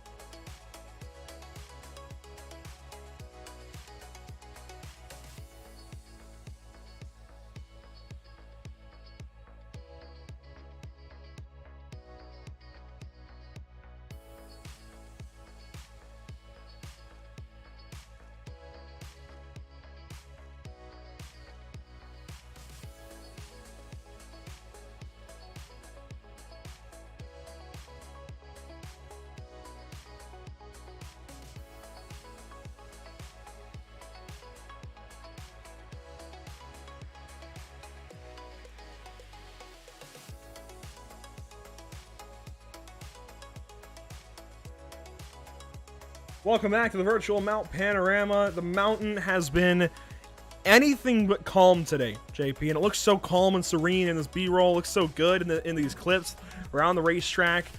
iRacing did a great job with it. I would like to see it maybe get remastered one day here soon, but it's just so good. And oh, in fact, let's show off this view. This is fantastic. That looks amazing. Absolutely, this track just looks great on any time of the day, but having these sunsets, Andrew, and I'm pretty sure you can back me up on this, on race number 3 and 4 of each and every single race we've had, the sky has always been absolutely spectacular. It always is here at Bathurst. We've had some great racing to boot as well. Of course, 2 races down. That means 2 races to go here at the 4-mile, nearly 6-kilometer Mount Panorama circuit. Every corner has been filled with some trouble at some point, at least throughout the day. And there's been plenty of drama, as per usual. You called it out. A little more contact maybe on the way for Adam Shepard, Tom McMahon. I wouldn't rule it out. Oh, absolutely, me neither. Obviously, and that's sometimes what we have when two great pilots, two pilots with pace, just ended up battling on the racetrack. It's bound to happen. We mentioned on the break, that looked like Lewis Hamilton and Max Verstappen, and that's exactly what sometimes happen, even on league races, or let it be on the top tier of motorsport. Yeah, I'll give Adam Shepard the credit all day long. He's so good in these touring cars, and he's got real experience to go along with it. That's why he's so good, but he is aggressive. He's got to be the most aggressive driver in this series, far and away. And that's saying something when you've got Chris Knox and Nathan Davies in the field. 2 very aggressive drivers themselves, but I think Adam Shepard easily the most aggressive guy out there, and he gets himself into some battles, let's just say, with the Rob Baker and the Area Sim Sport drivers, Rob Baker and Tom McMahon. Definitely seems to always be around them, because the 3 of them are always up front, it seems like. So a few moments left here before we get back racing. Let's take a look at our track map. What stands out to you? What is your favorite spot of Bathurst? On any car? Well, just the track in general, yeah. The Dipper. I absolutely love that section. You can really make up a lot of time or lose a lot of time depending on your confidence and what has happened. And I guess that is one of the sections that just really show whether or not you're pushing your car to the limit, just trying to get a perfect lap, or trying to, get some time back to the leader, or just taking it casually, just controlling the pace. I absolutely love the section from turns 11 to 19. I can't disagree with the Dipper, but I gotta be honest, I think the cutting is right there with it. I really enjoy racing through the cutting, no matter what car it is. It's always a lot of fun for me. Let's check out our grid, though, at least the inverted drivers up front, and you can see we've got now a pole sitter of Andrew Littler. Adam Shepard rolls off second. The big thing to look at here is who's right behind him, Tom McMahon, and it looks like, actually, is Tom... I think the paint might be a little bit wonky there for Tom. There we go. Yeah, I was going to say, that does not look like Tom's car behind Adam Shepard, but yeah, he's starting right behind him. That's going to be interesting to turn 1 and up the mountain straight. A little further back, you find guys like Tom Mayle in the top 5, Michael Seal right there in 6th. I think Chris Knox is going to be a notable driver in 7th. And Roger Morton and James Neve, your back row of the top 10. That'll be fun. It'll definitely be fun to watch. Carl Hardy, obviously, in 11th place. Nathan Davies in 12th. 13th place will go the ways of Sam Smith in the 525, and the 527 of Shane Pickett in 14th place. Unfortunately, we're not going to get to the back end of the inverts because we're nearly not lights out, Andrew. Ready to go racing once more. Race 3 on the way. 1 car starting from the pits, and that looks like Nathan Davies potentially. Green flag is out, though. To hell corner we go. Oh, 4 wide already, but they get through it.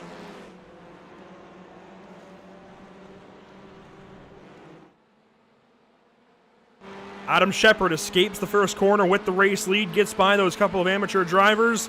Tom McMahon in 2nd place. This is his view behind him. Oh, wow, look at that view, Andrew. Oh my God.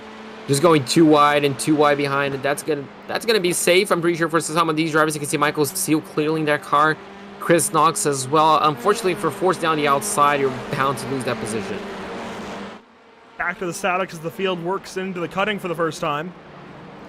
Well, at least the first time in this race. In this orientation and contact there. Mail a bit of contact with Littler. They sorted out. Definitely sorted it out, and it kept it clean. Not a single puff of smoke. It looks like not a single car kissing the barrier. Looks like we're going to go too wide. They got some wall there. They actually backed up a little bit. Oh. You now see Littler has fallen back, but they kept racing somehow. Let's go on board with Rob Baker in the midst of all of this. Oh, look at this. He was cautious on race number 1. He almost went 3 wide there, so it looks like a bit of cautious has gone up in the wind. You can see him getting another position, but looks like he's trying to be a little bit more aggressive in race number 3, Andrew, and he's fighting for, what, 13th, 14th place? He is now in 14th spot, right behind Sam Smith. Issues for Andrew Jebsen, it looks like, in Skyline. Big trouble for Jebsen.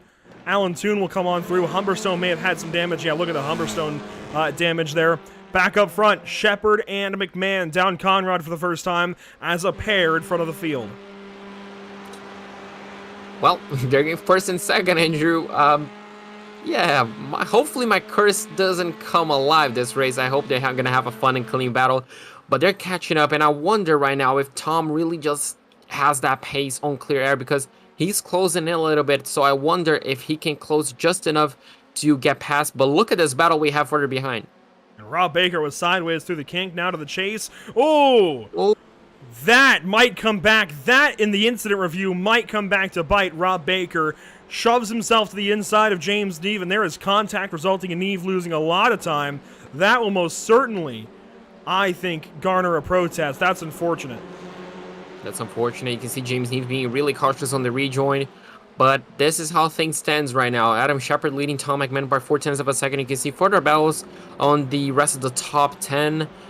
And things are getting interesting. Things definitely calmed down from race number 2. I think safe to say. Yeah, for now. You can see now the gap has really come down between the leaders as well. Shepard a bit sideways there. The back end skates around. And here we go. Side by side between these two on the mountain. This cannot end well. You saw an aggressive defensive move from Adam Shepard. He's going to have the inside into the cutting. He's going to force a little bit of Tom McMahon. This is exactly like Lewis Hamilton and Max Verstappen, Andrew. They really are, except they're going to... does that make... I wonder what that would make Rob Baker as, oh, that was close for Adam Shepard. Baker's likely going to get the championship, but it's not guaranteed yet. Either one of these two can still get it.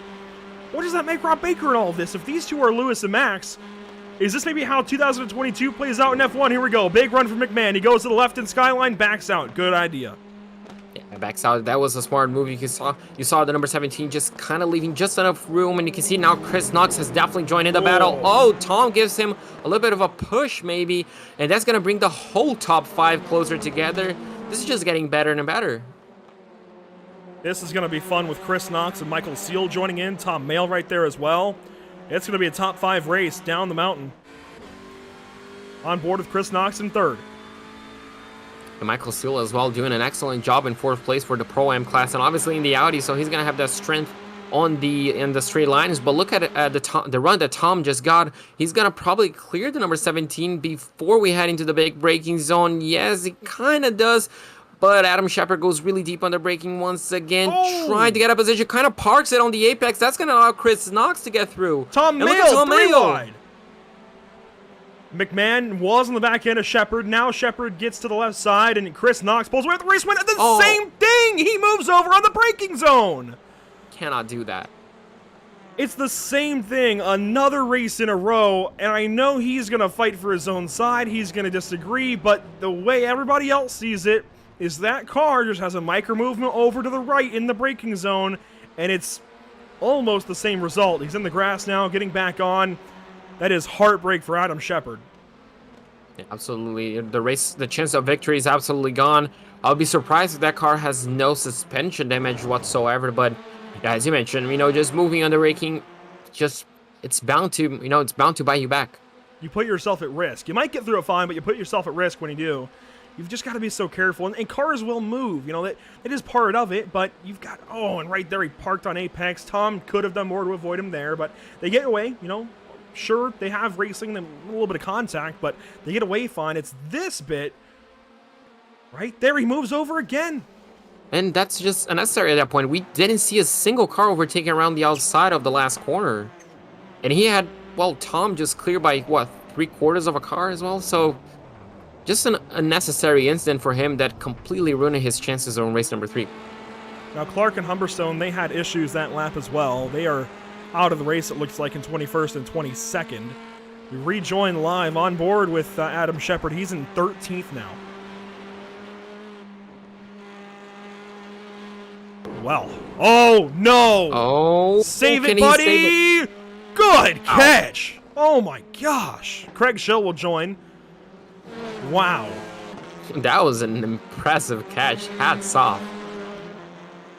That was some car control out of Adam Shepard. That was really, really good stuff. To not let that one be worse and obviously be a crash. But Craig Schill's now on him. This could be interesting. Let's go back up front, though. It's going to be good for the leaders. 2, 3 wide, maybe to the chase. Tom Mayle taking the spot for a moment over Chris Knox. Knox has the inside. We'll take that spot back away. Maybe. But Tom Mayle got a really good run on the outside lane. He's going to clear Chris Knox just before the last corner.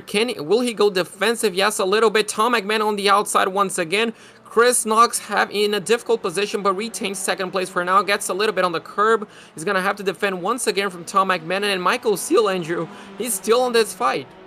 That he is. Got to be careful with these guys doing what they're doing here. McMahon, a little bit of movement under the braking zone. No contact, thankfully. We kind of watch that in every braking zone now as Rob Baker's bringing the fight to Ollie Ricks. Baker up into 7th. 7th place. So he's close to that, gas of 6th position, Andrew. So I'm 2 out of 3 for this one, but I don't think my third gas is going to, come alive, essentially. Yeah, there's definitely, I think, no way that Adam Shepard wins this one. But, hey, you never know. We've seen weirder things. Ollie Ricks, Roger Morton making a pass. Just down the inside, and, that's essentially done and dusted. As clean as you can get. And, he just gets that position in. He's once again, Andrew, leading his class. That's the 3rd time in a row, isn't it? Yeah, he's just done so well today. Roger Morton in fine form, but is it going to be enough? It's so difficult when you're in the lower classes and points pay out to the whole field. You're racing the whole field for those points, so it's so difficult to make up points in these races. I just don't know that he gets there. Craig Schill, where's he at? He's currently in 14th, still right behind Adam Shepard. I just don't know if Roger can make up enough points. Yeah, Roger will definitely be hoping for that. He's doing absolutely everything he can. At this point, you can see Craig Schill is just kind of a damage limitation, I can say. Just trying to nurse the car home race after race to make sure he gets a few points to get that safe buffer. But, only at the end of race number 4, we're going to know for sure if that was enough.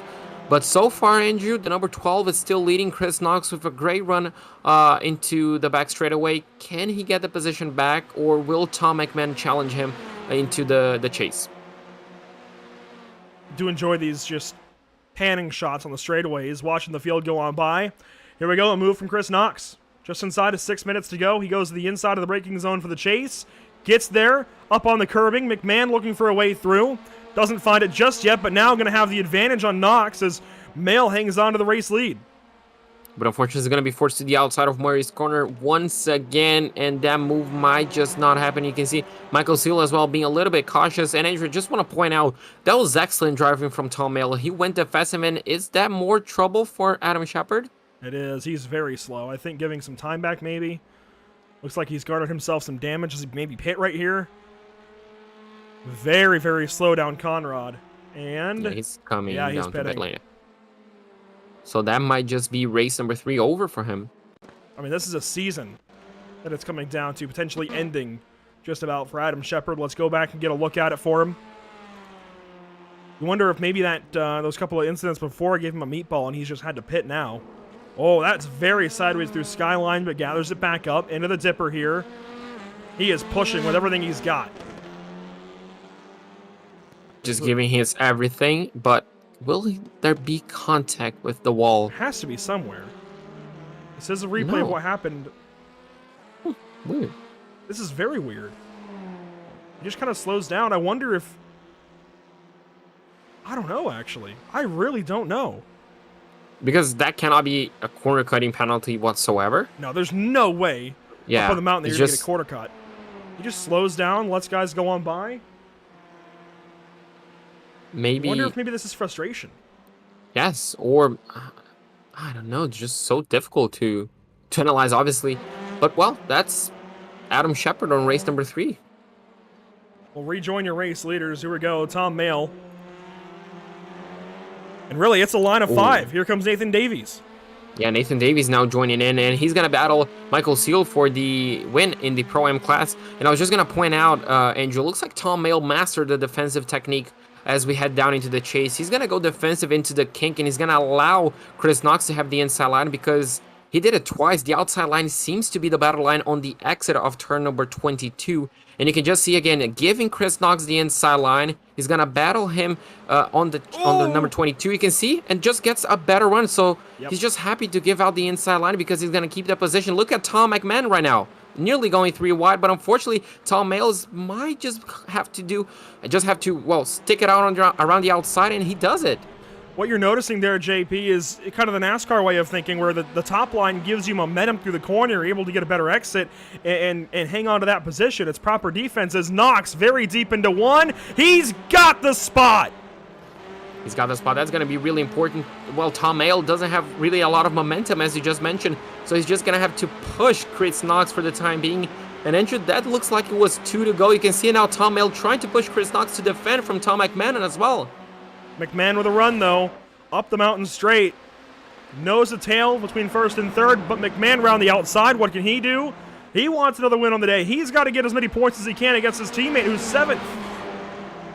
And he got 2nd place for the time being. Tom Mayle had to be a little bit defensive under braking, had to be a little bit cautious. Look at Nathan Davies going down the inside. That was opportunistic. He gets through Michael Seal, and he gets through Tom Mayle as well. So a really good move, really dangerous, but, well, made it work without contact. That was impressive that they did not crash in the cutting. Now Tom Mayle goes from the race leader quickly to 4th. That's just how quickly things can turn around in a race, and he's falling under pressure big time from Michael Seal. Down Skyline they'll go. A good look at it there. There's some lap traffic ahead that could play into this one.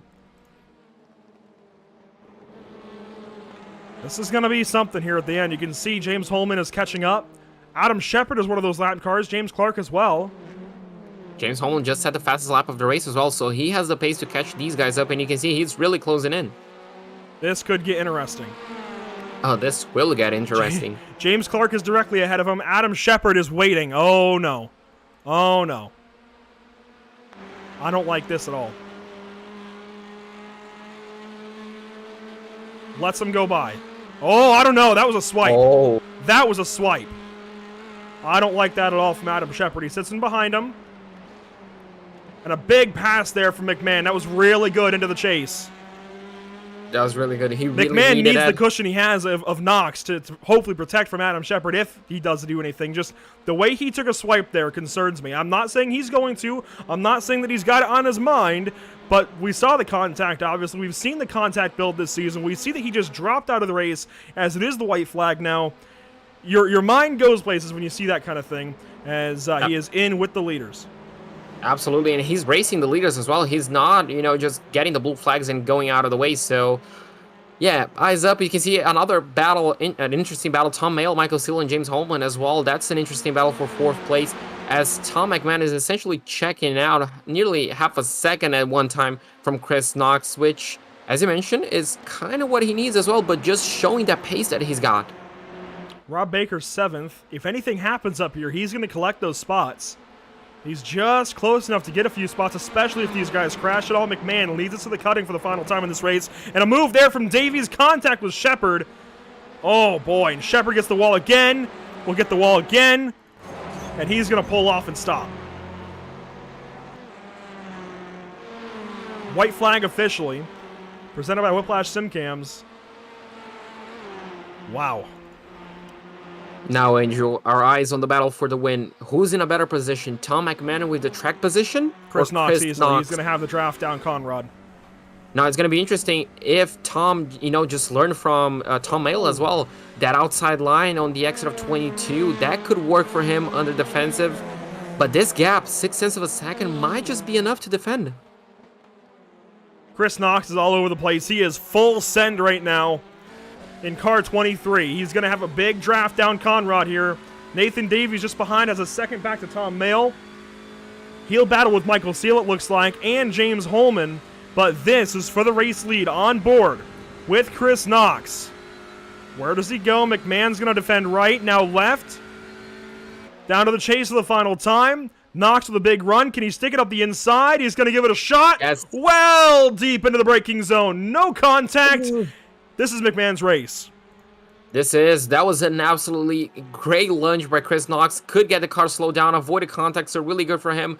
But that's not going to be enough to stop the number 66 for getting his second win of the day on race number 1 and race number 3. He does it. Chris Knox going to finish second. Nathan Davies in third. Tom Hale in fourth. Michael Seal and James Homan.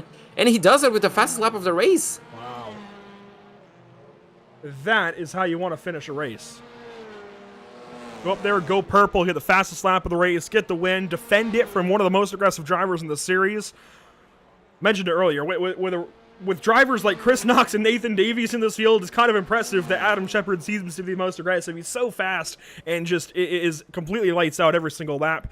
3 more cars on the lead lap to finish this race. They'll be Fiona Siddons, Ralph Cullinan, James Neve, and Alan Toon. It looks like has parked it on the final lap, likely out of a bit of contact, and oh, that's close there with Fiona Siddons just finishing ahead of Ralph Cullinan.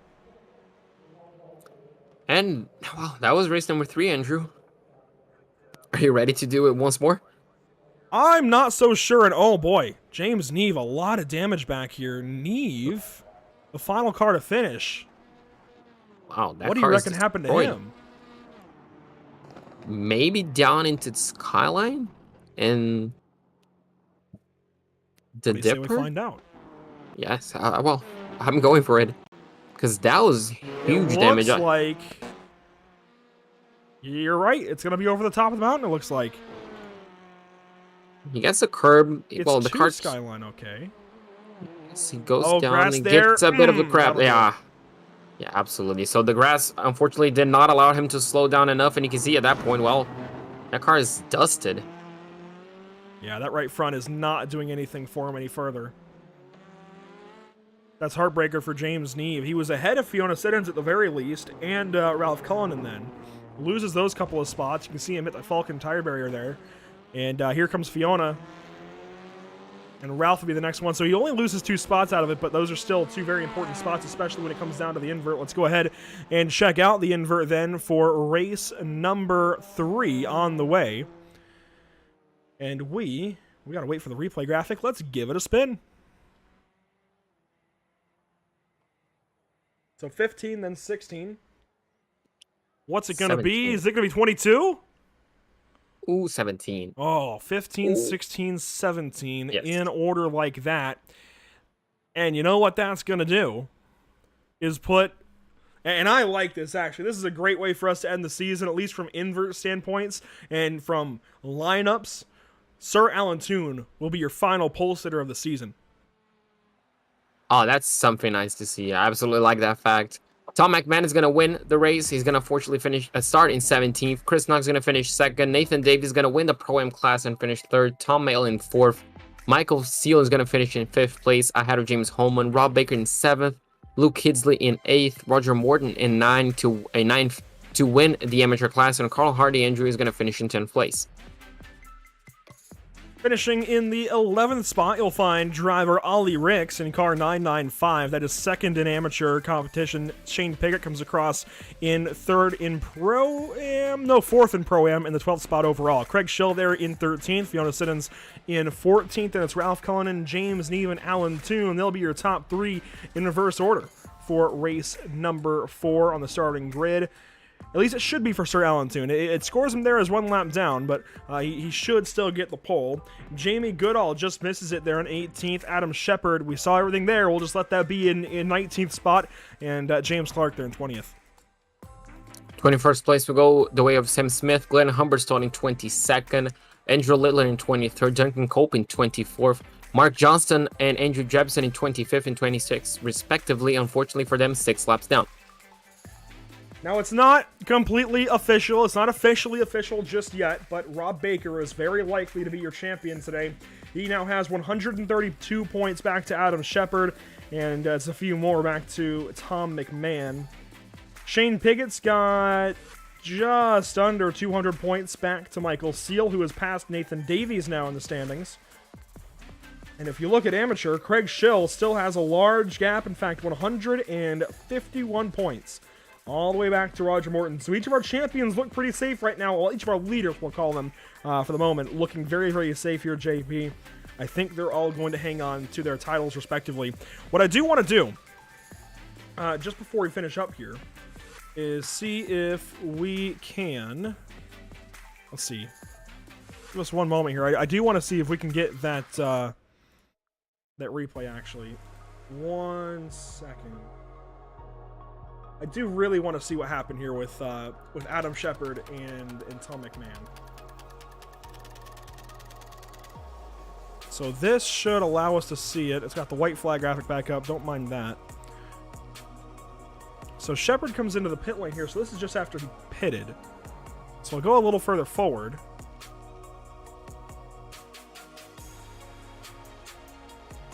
I was going to head back out with James Clark. Might have to go even further forward, actually, but to where they actually catch them. I think it was over the mountain, and the next time down, and yes. So we've found it. We've got it queued up. Here we go.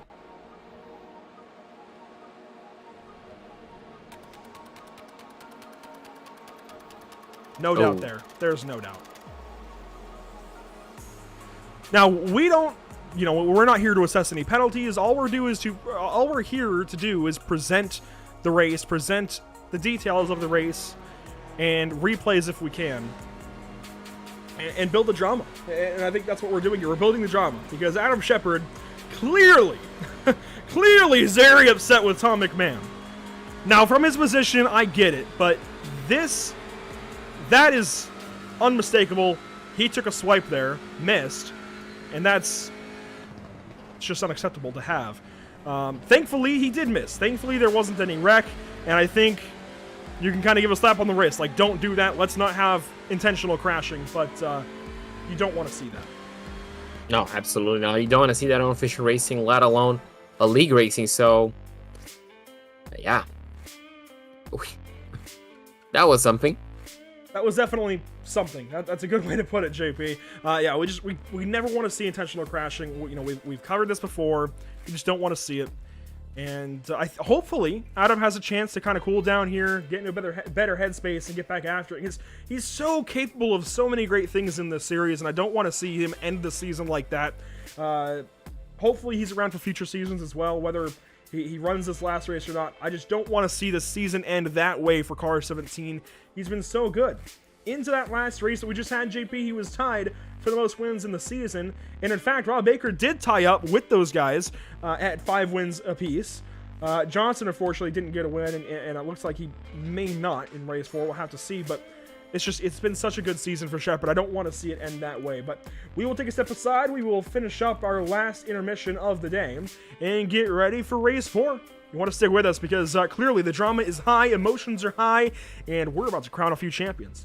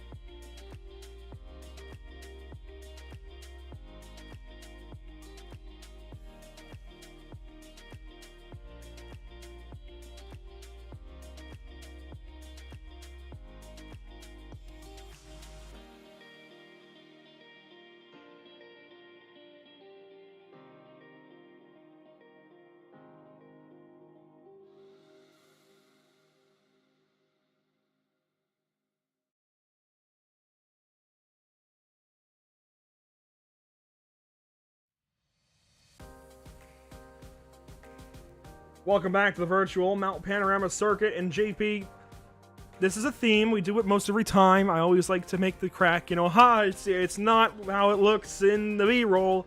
The clips are a lot different from the way it looks in the sim, but this is a stark contrast, and we bring this up right here. Yeah, that is not what I expected out of Bathurst. You can see clouds overhead. It is darkened up a whole lot. Now, the darkened up I get. That makes a lot of sense. We see that in BSR action, and even the clouds too, but this is a weird, eerie vibe, and this is how we're going to crown a champion. Absolutely. This seems like the Bathurst 12 hours in reverse. It started on the daylight, and it's slowly coming to dark. So it's going to be interesting. We're going to get a lot of headlights action, so it should make it fun. Yeah, this is going to be one heck of a final race. Now, I do want to mention Adam Shepard is thankfully in this race, and I'm glad that he's joining this last race. It looks like he and Tom McMahon are both likely without a chance to get a championship here, but I'm glad everybody is continuing on running this final race. I'm really glad that people are continuing on, even when they're likely out of it for the title. There's still a whole lot to be decided in prizes, I'm sure. So, and even aside from prizes and material things, the pride and the satisfactory that you'll get, the satisfaction you'll get from finishing a season here in the British Sim Racers, that's always got to feel pretty good. Oh, absolutely. It certainly does. And I'm pretty sure this last race is going to mean a lot for a lot of drivers as well, Andrew. This is essentially an end of an era, I guess you can say. It is a little bit. It's the end of our first season coming up here with the British Sim Racers, and it has been wild. Let's take a look again at the season that we had. Donington Park, I think, fantastic racetrack. I hope that makes it back to future schedules. As really, all of the British tracks on here, please, guys, reuse. Obviously, they're your home tracks, so maybe you get tired of them, but we love them. So seeing any of them on future schedules will be, I think, plenty worth it. Knock Hill is a fantastic. I'm so glad iRacing now has Knock Hill. Snetterton was pretty good. It honestly surpassed my expectations. Silverstone National was great. I'm very excited to see if we get any more racing brands hatched next season, potentially. It's just been a good season of racing. Oh, absolutely. I loved it each and every single round. And, oh, absolutely. I mean, each and every single race as well. The racetracks that were chosen, it seems to nearly perfection, Andrew. They all suited the TCRs and the MX-5s. We didn't have a single bland race. It was always full of action, full of overtakes, full of even controversy at points, which is essentially what you want in a motor race. We've had plenty of that this season, haven't we? Plenty of controversy.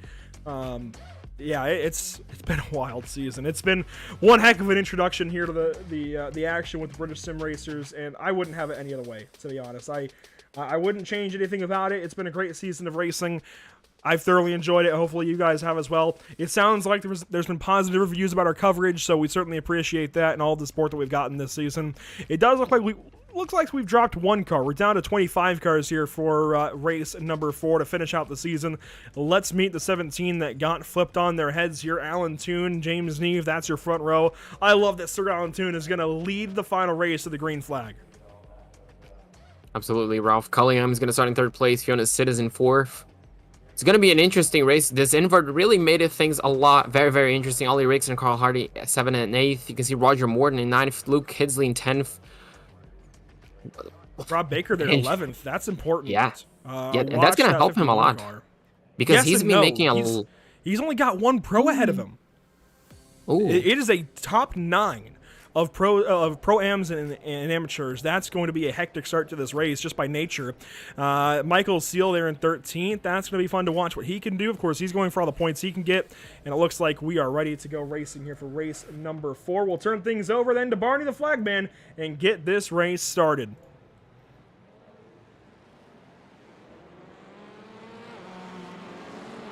A slow start from a couple of these guys, but it's the final green flag of the season.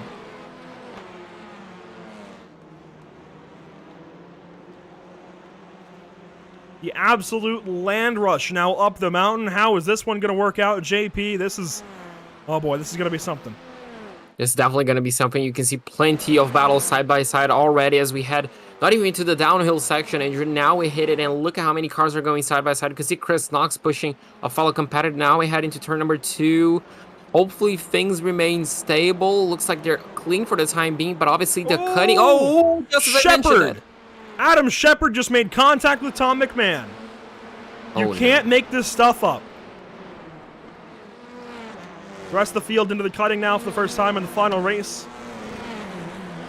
A good look at everybody coming on through here. A few crunches further back. Sir Alan Toon has dropped through this field. And Oh, Tom, even more contact. lighter contact, thankfully. Nobody's crashed just yet. Oh, there we go. there As soon as I said it, Ollie Ricks.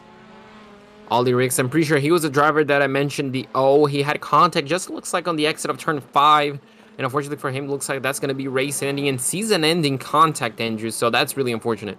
He should be able to get back in the race after a few moments, though. Hopefully he can. As here we go. The field through the dipper for the first time in this race. And that's Humberstone, I think. Got it back rolling. And that was Glenn Humberstone. Here's the rest of the field. The stragglers coming on through and heading back now down Conrad for the first time. There's the look up front, and James Nee with a penalty, maybe? Probably. I'd say only if he has cut the skyline in the dipper section. I don't know how he... Yeah, I guess maybe that actually could have been it. A slowdown over skyline, potentially. As here we go. 3 wide behind him, maybe? Oh, this is going to be a fun race. Oh, Fiona. Oh, Carl Hart. Is that Carl Hart? That just is. Going really... Manages to save it. Oh, looks like he's losing a little bit of control on the grass. Oh, contact with Fiona. Michael Massive Seal. Crash. Catches Michael Seal. Catches a piece of Rob Baker. Massive crash. They're out of the chase. Oh, unfortunately for him. Lap 1's complete. Craig Schill leads it. Fiona Siddons there with massive contact with a few cars, and Carl Hardy as well. Oh my goodness, they're crashing again. Chris. Luke Kisley, Chris Knox. Cars on top of each other here. Oh my God. Down the front stretch. That is insane. That's the second time we saw a Hyundai on top of each other, Andrew. I think we have a lot to get a replay of. Oh, yes, we do. So where do we start, actually? We got to go all the way back to the incident in the To cutting. James Neve? No. Further back than that. We had to see what happened with Adam Shepard here. And that's sorry, that wasn't in the cutting. That was in Griffin's Bend. So let's go further back. Let's get a real look at things. Adam Shepard here with contact with Tom McMahon. How does it happen? We'll go on board with car 17. Of course, so he's got Tom. the relative. You're able to go to F3 and see that is the car ahead. Tom McMahon. Does he lunge into the corner going for him here? Yeah. Yeah, he does. Mm-hmm. Hey, Tom got the wall pretty good, too. Yeah, you can see a bit of damage right there on the left-hand side. So unfortunately for him, but he's currently one car back from Adam Shepard, if I'm not mistaken. So a really good recovery. Now we're going to see what happened to Ollie Ricks. So you can see, I'm pretty sure they're going to go side by side. He's just going to kiss the wall on the exit. That's Rob Baker. No, that's Tom McMahon, actually, with Jamie Goodall. And that contact might have saved Tom McMahon. Yes, I think so. The contact with Jamie Goodall there, the slide, and Ricks just gets caught up, nowhere for him to go. You can see Glenn Humberstone actually missing that by just the slightest of margins, but then he unfortunately kisses this wall. You can see now Fiona Siddons. Let's watch this issue for Fiona Siddons down the hill. Let's actually get... Well, not so much Fiona Siddons, but Carl Hardy. Let's get down to the chase and take a look at this, as we've got developing stories live as well. So we'll watch this for Carl Hardy. Where is he sorted out to? He's well down the order. But you can see here, I wonder if there was contact between him and Fiona Siddons, or he just took avoiding action. The car was just wiggling. Yeah. And he just, I think he outbraked himself and just took to the grass to avoid contact, but unfortunately just carrying way too much speed. Michael Seal somehow gets a big hit into Carl Hardy, but doesn't take a lot of damage for himself. And then obviously Chris Knox and Luke Hidsley, was it? Yes, out of Murray's. We'll watch this here. So out of the final corner, Chris Knox is actually behind Kidsley. Kidsley, I think, stacks up. There's 3 wide there. What happens then? Does he go 4 wide? Chris Knox in the middle. Oh, Kidsley. Oh. No, that was just Johnston. No, who was that? I think it was Johnston that moved up into Chris Knox, and that was Davies. Was it? Oh, that was Davies. Oh no. Davies shoved over, and okay then. That's an interesting choice there. So we got to catch up. We're going to play catch up as best as we can here, guys. Next up, there's been a pass for the race lead. Craig Schill has lost the lead to Piggott. And we should see this momentarily. And I think there's one, I think we'll actually just go live from here, but so much going on in this race. We're going to show lose this lead. So he was obviously, as you mentioned, leading the race. I wonder if it comes just before the chase. No, it's probably going to happen in the chase, but you remember he's currently in second, isn't he? And he mentioned about not racing the rest of the day after race number 1. Yeah, at least he's still just here. Yes, absolutely. And he's in second place as well. That's all. So down the hill, Piggott gets a good run. Pro-Am versus Am, and Piggott's just going to take that lead away. Nice little pass. Schill puts up none too hard of a fight. And that's how the lead sorts out. So we'll go back live with these guys. And actually now Craig Schill has just been passed by James Holman. We'll see this in just one moment. As, there we go. You can see Holman go on past the RD SimSport machine. This is back to the chase one more time. James Neve behind this bunch. Can I, Andrew, can I put your eyes after we've done with this battle for 8th and 9th place? Oh boy. And 7th, 8th, and 9th. The entire row of them. Oh, yeah. There we go. So the top 3 in the championship are, well, in a line. On board with McMahon. These battles kind of speak for themselves. The incidents speak for themselves a lot. Shepard, a bit of a bobble there. Does McMahon try a pass, or does he stay behind? He is going to try a pass. Shepard blocks all the way over the wall. Come on! Cannot do that. McMahon's going to give him a shot. I hate... Parks it on the apex. I hate to end up sounding so biased. There is no bias. It's just... one driver is certainly the aggressor, and I hate it. I hate it, as Davies is going to give him a push up the mountain. McMahon, a challenger for Morton. Yeah, unfortunately, McMahon might lose 2 positions. He goes defensive into Griffin's Bend, so that should allow him to retain position. Oh, Nathan Davies said that's enough. And that, you cannot have that either. That is ridiculous.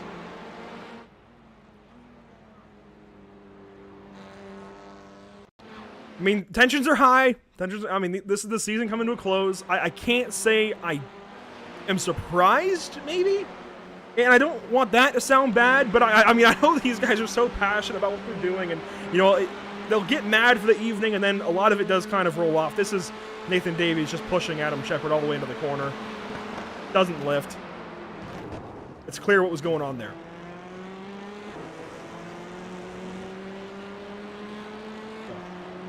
Unfortunately, that's the way the season's going to end for a couple of these drivers. Davies is still after it, but will absolutely be disqualified out of this race by the stewards tomorrow.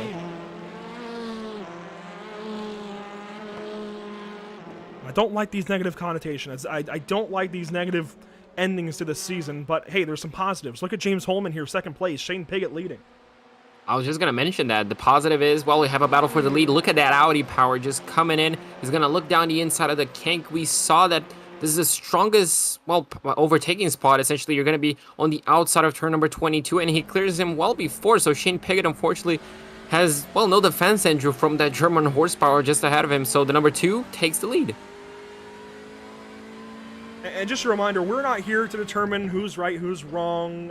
We will give our opinions, but we are not the final say. We don't give justice, you know, none of that. We're just here to watch the race. We'll give you our opinions on it and keep on moving. And we'll let you guys draw all the conclusions you want. Yeah, certainly a very passionate series here, and I love that. I do love that we've got such guys that are so, I guess, open, so emotional about the series. You want that in a series. Unfortunately, it boils over sometimes, and yes, I get it. The season's coming into an end, so repercussions, what are they? They're not going to carry over into next season, so I understand it, but it is still absolutely unfortunate. You never want to see a driver full throttle somebody. That's just inexcusable, and it doesn't have a place in racing, and unfortunately, well, it found its place in turn 2 today. You don't like that. So now, what do we do like to see, Andrew, is battle for position, and we have a 3-car battle for 3rd place. And the lead has close together. Yes, it's divided essentially in 3 groups, right? James Holman and Shane Piggott, Craig Schill, Neve, and Michael Seal. And then you can see Tom Mayle and Rob Baker as well, really close together as also a really interesting top 5. And Tom McMahon, I'm pretty sure he's going to be closing in quite fast to Rob Baker and Tom Mayle as well. But Sir Alan Toon... Yeah, I want to take a quick detour from all of that and just mention that this guy, Sir Alan Toon, has had an entire quiet season, just running his races, seeing what he can get, and started on pole in this last race, JP. And Yes, the field dispatched him decently quickly, but look at how clean this car is. That's impressive. Yeah, absolutely. The car has absolutely no scratches from it, which is Easily one of the safest, if not the safest driver in this series. Just keeps to himself, probably has that top hat on right now, just having a nice, clean race. He's just out here to have some fun, and I love that mentality for Sir Alan, I really do. That's why we love these kinds of drivers in this series, and he certainly, he's eclipsed the wall a little bit. Certainly deserves these kind of moments. there, because that's the first scratch of his car, but, you know, being this clean, Andrew, as well, means he's ahead of, what, 6 drivers? Yeah, he's ahead of Ralph Cullinan, one of his teammates, Luke Kidsley, Adam Shepard, Andrew Jebsen, Ollie Ricks, Carl Hardy, plenty of cars behind him, so still a pretty good result that's going to come out of it, and that's why he actually, amasses the amount of points that he does. He just sits quietly, runs his races, doesn't make mistakes, and is there at the end. Absolutely. While we were watching that, looks like James Neave got past Craig Schill, who now has to defend from Michael Seal. Tom Mayle and Rob Baker are still going at it, though. And this is second and third in Pro Class. Oh, Rob Baker very deep into turn 1. That's going to sacrifice a bit of exit, especially tracking out like that, but he followed Michael Seal's tire tracks. They both get back on. What a hectic day of racing. Oh, absolutely it is. I dare say this was the most controversial round we've ever had. I think you're definitely on point there. Craig Schill took a look to the inside of Neve. Ooh. Neve makes a mistake there, goes wide in turn 2, gives up some time and a spot to Michael Seal maybe. Yes, he will slide in behind Michael Seal into the cutting. 2.5 minutes to go. That means 2 laps to go the last time by. Yeah, so Craig Schill goes back to 3rd place, but Michael Seal, Andrew, well, he's absolutely breathing down his neck. You can see now takes a step back to essentially get his bearing rights, especially on this part of the race course, which is essentially a long corner, I guess you can say. It just lines up one another, and if you just make a small mistake, you're going to be, well, compromised for the rest of the section. Now, as well, Tom Mayle and Rob Baker, they have really closed in on this battle. Oh, Rob Baker! Oh my goodness, the save. The fact that he is still racing and is right back behind Tom Mayle is beyond insane, beyond incredible. That's why he's a champion coming up here in 2 more laps.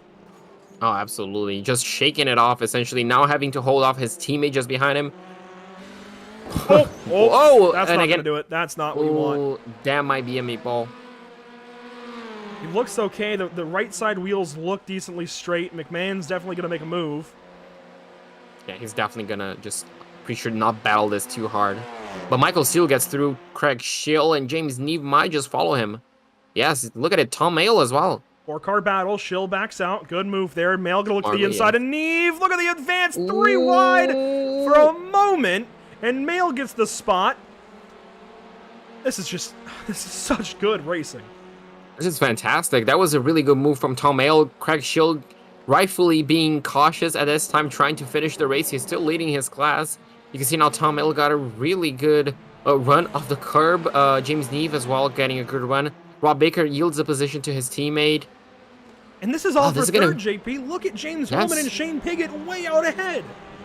Yeah, that's a great gap they have, and they're safe at that position as long as they don't hit the wall. You can see now Michael Seal even has a good, healthy gap to Tom Mayle, 0.7 of a second. But look at the gap that Holman built over the rest of the field, especially Shane Piggott.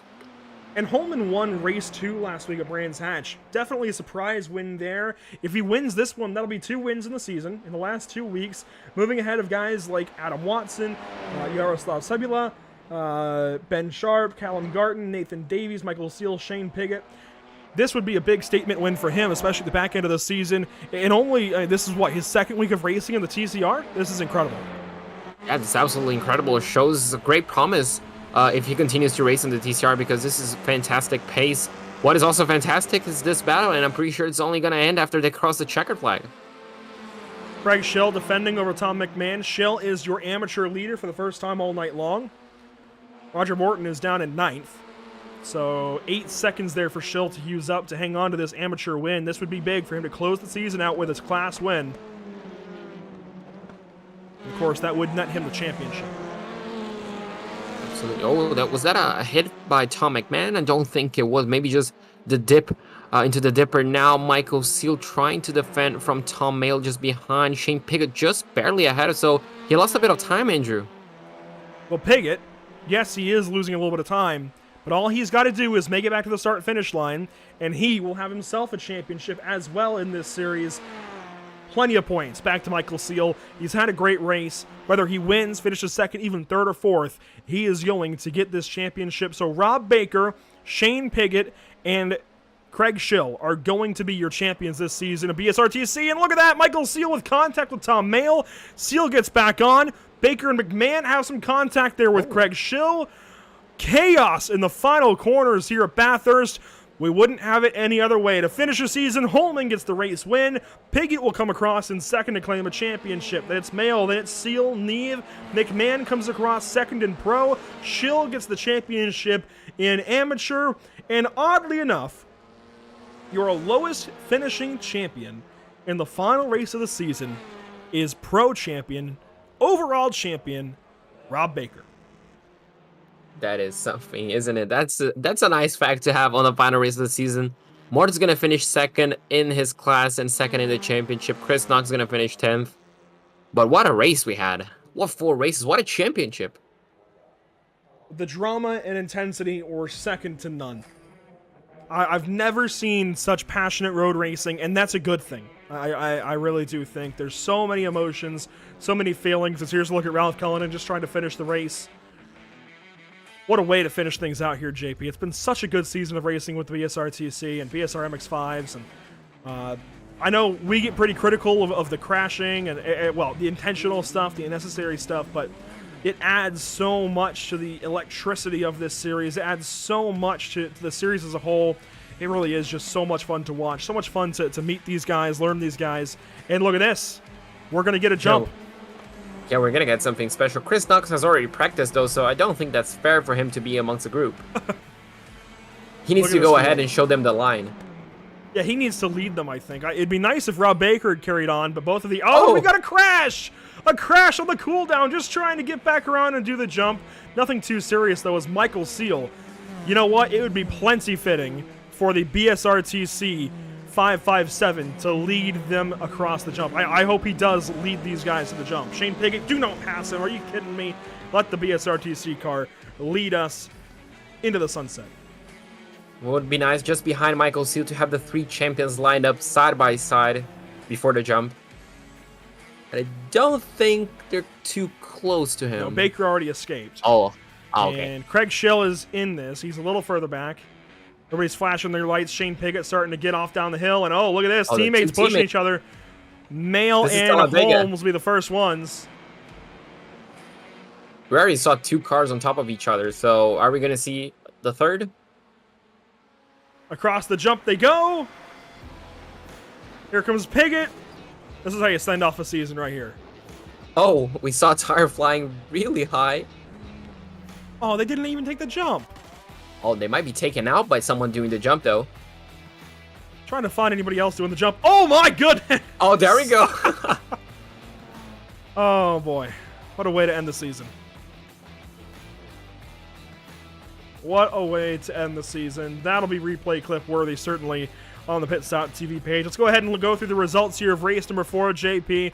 Finishing first, James Holman. Second win on the season. Second win in 2 weeks. Shane Piggott goes second and will claim that Pro-Am championship. Now, obviously, penalties could still change things, but it's looking good. Tom Mayle there third. Michael Seal fourth. James Neve fifth. Then the rest of the top 10, you got Tom McMahon, Craig Schill, your amateur winner and champion.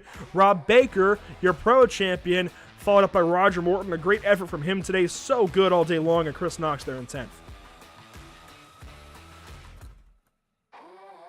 11th place go the ways of Jamie Goodall in the 575. Mark Johnson's going to finish in 12th place. Nathan Davies in 13th.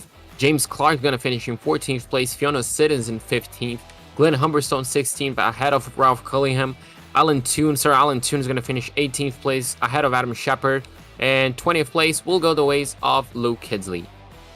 Finishing 21st, it's Andrew Jebson, then Carl Hardy. So good earlier in the day, taken out early in this one. Ollie Ricks there, 23rd. Sam Smith, Andrew Littler round out your field in the 4th and final race of the day and of the season. Now, JP, you know what I want to do one final time? Spin the wheel. Oh, it has no implications, but I want to do it absolutely. one more time this season. Just give this it a good is going to invert the championship order. Is and this it's going to be full. Is this when we get full? There we go. That's a perfect way to end the season. Dead on in the center of full. That's a perfect way to end the season. Let's go ahead and bring in some of our drivers at the end of the day. Let's see. It looks like we've got Pro-Ams and Ams to start off with. Actually, JP, here comes your race winner of the final race of the BSRTC Winter Series. It's James Holman. So James, winning the last race of the season, how does it feel? Yeah, that was a good one. I hadn't done any practice, and I literally had a qualifying ban, so the first 2 races were just a bit of practice for me, and then I was a bit annoyed at myself in the 3rd race there. I drove pretty poorly, but yeah, last race I drove well and got myself to the front nicely, and yeah, it was nice to have an easy win at the end there, so it was good relax. Absolutely, and obviously, you know, you being in the Audi, being in the, I guess, underused car of the season, what made you choose the German brand? I've done most of my TCR driving, obviously, because of the new cars there, but yeah, I don't know, I saw there was a load of Hyundais in the championship, and I just thought I'd choose something different, so that was nothing too more than that, and plus it's actually a quicker car off the line in sprint races, so you can make a few positions up off the line if you get it right. So that was my thinking behind that one anyway. Okay, and obviously me and Andrew, we talked about, you know, during the broadcast, during the intro, how difficult for us, you know, to wrap our minds around, you know, how difficult it is to get a front-wheel drive car around Bathurst safely while pushing. How difficult is it? Yeah, I mean, the first race was interesting because I'd done no practice, so I was sort of on a few adventures, but a few actually wasn't too bad. The going down the mountain is quite solid because it's being front wheel drive. You can really push it. Yeah, there's 1 or 2 corners going up the hill or up the mountain that's pretty dodgy. But apart from that, no, I thought it was okay. Nothing.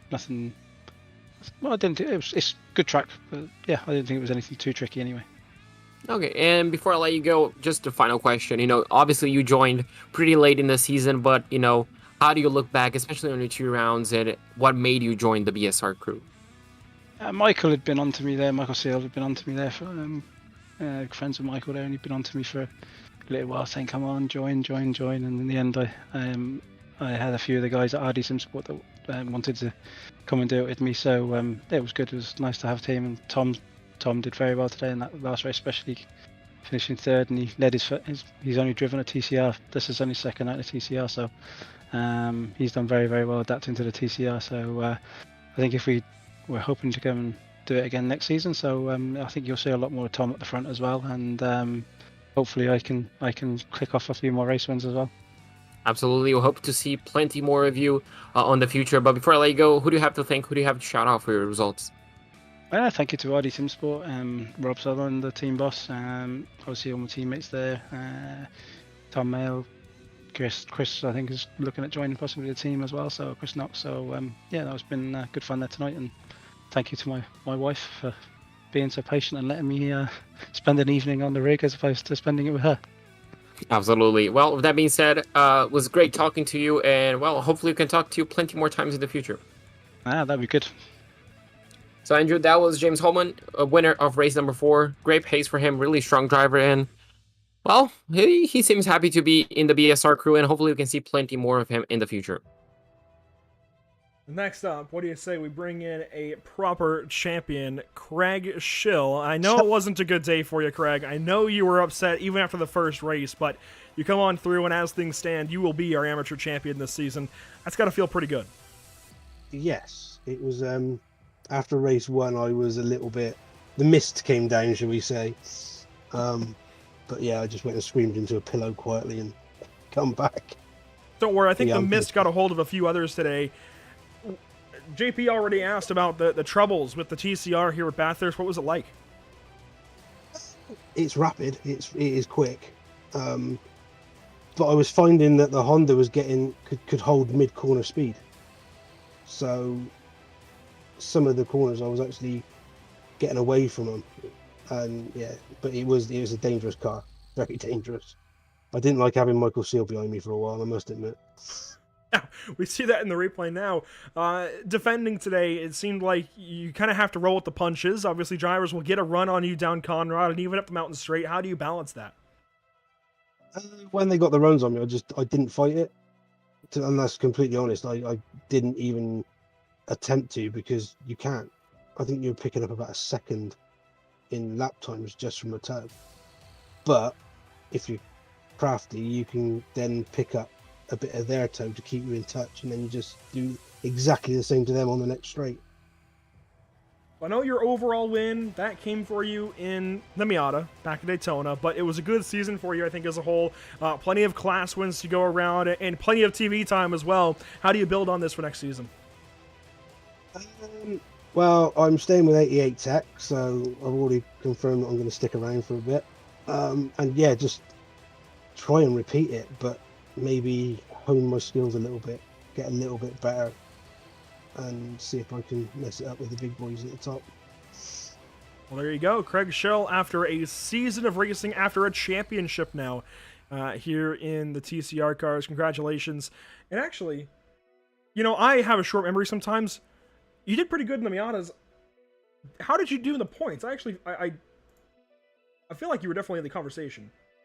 MX Miatas, I finished third in class overall.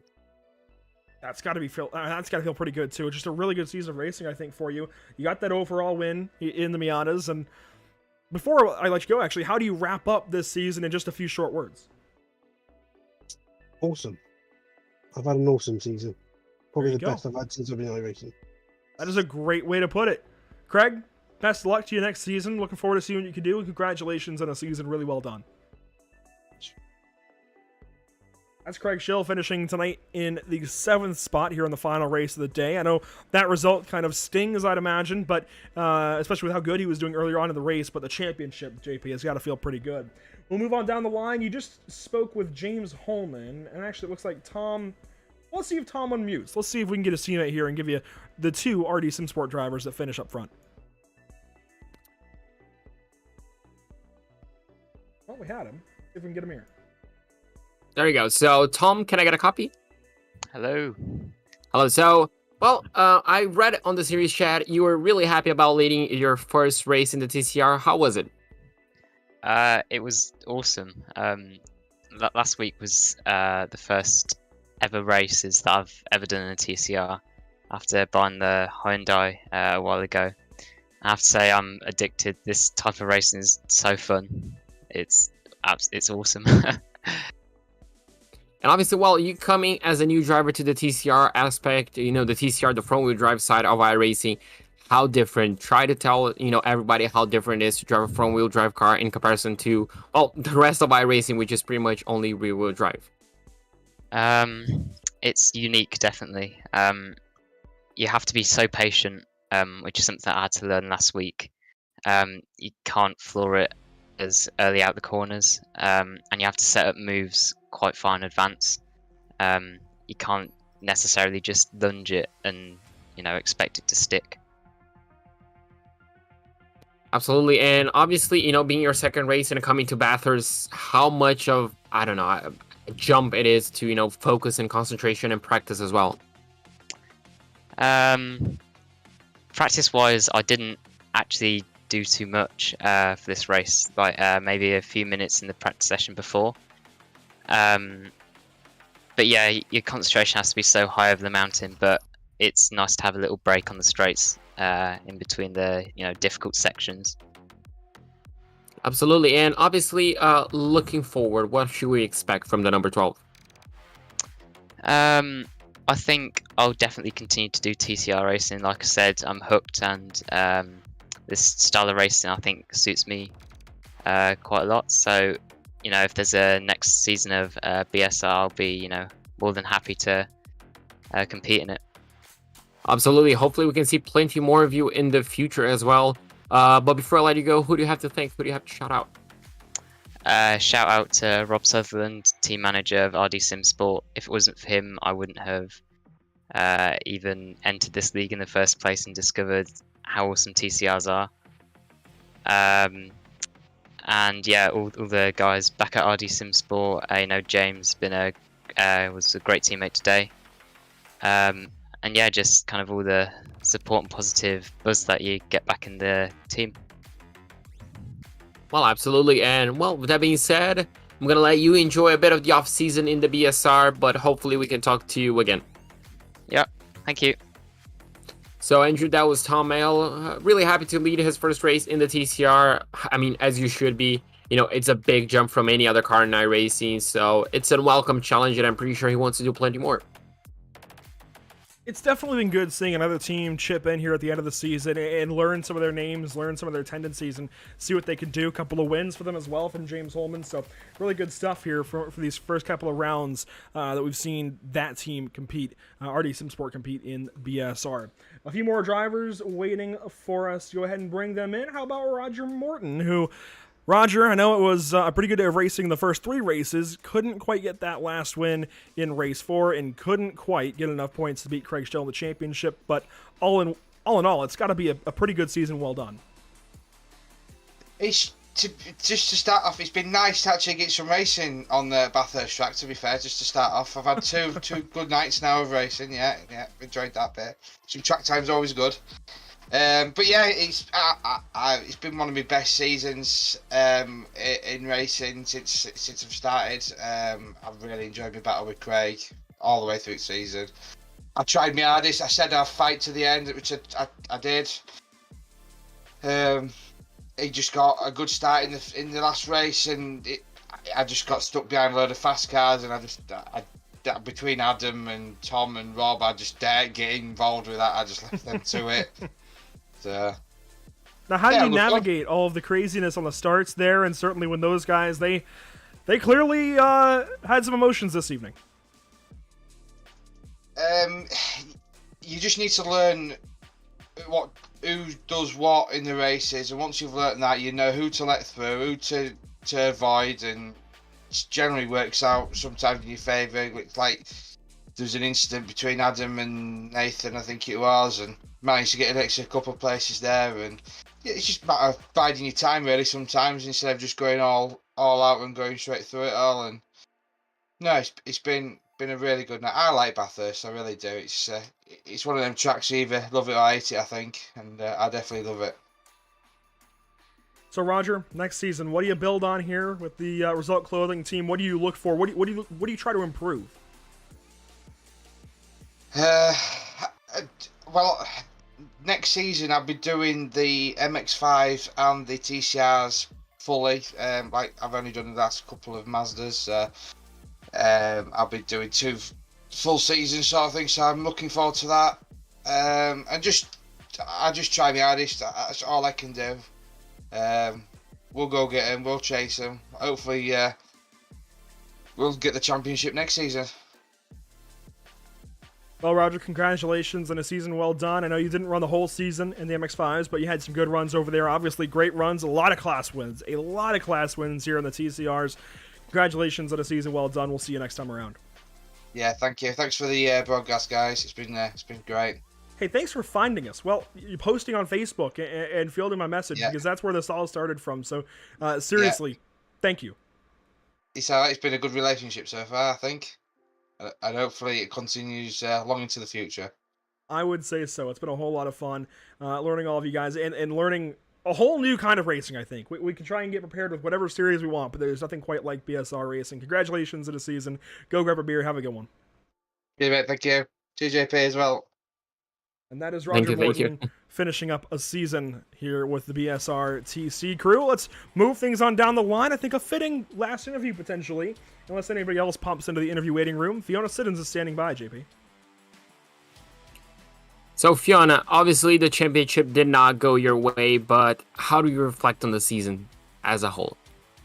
As a whole, it's been a good season. I mean, I've never got on with the TCR until the Hyundai and Hondas came out, and I seem to have clicked with it this season. Absolutely, go ahead. I think that's P3 in this one, to go with the P2 in the MX-5, without any penalties. Hopefully, fingers crossed for tomorrow night now. So yeah, obviously, as you mentioned, on the MX-5 you were second place, third place in the TCRs. I mean, it just has been a good season for you. You mentioned no penalties. That, is the icing on the cake. Unfortunately, just came short of the championship. Yeah, it is what it is. I mean, Craig and Roger, they're rapid. It takes a lot to keep up with them. But don't rule yourself out. You had some amazing races and some amazing pace at times as well. But looking at Bathurst, we mentioned me and Andrew on interviews, how difficult was it to bring the TCRs into Bathurst, especially after the MX-5? Over the mountain, they're very difficult. The rest of the circuit, they're all right. It's just over the mountain. And, looking ahead, looking for the future, what should we expect from Fiona Siddons? Hopefully more of the same what we've done this season and probably get a little bit quicker. So we should expect some championships next season? I don't know about that, but I'll be trying my hardest. Absolutely. We're definitely going to keep an eye out for you on the racetrack, and hopefully we can have plenty more interviews in the future. Before I let you go and enjoy the off season that you're going to have for MX-5 and the TCRs, who do you have to thank for the season so far? Everybody who's taken part, and you guys, I've watched the stream back every week. The enthusiasm you guys have got for the BSR, it's brilliant, and hopefully you continue for a long while.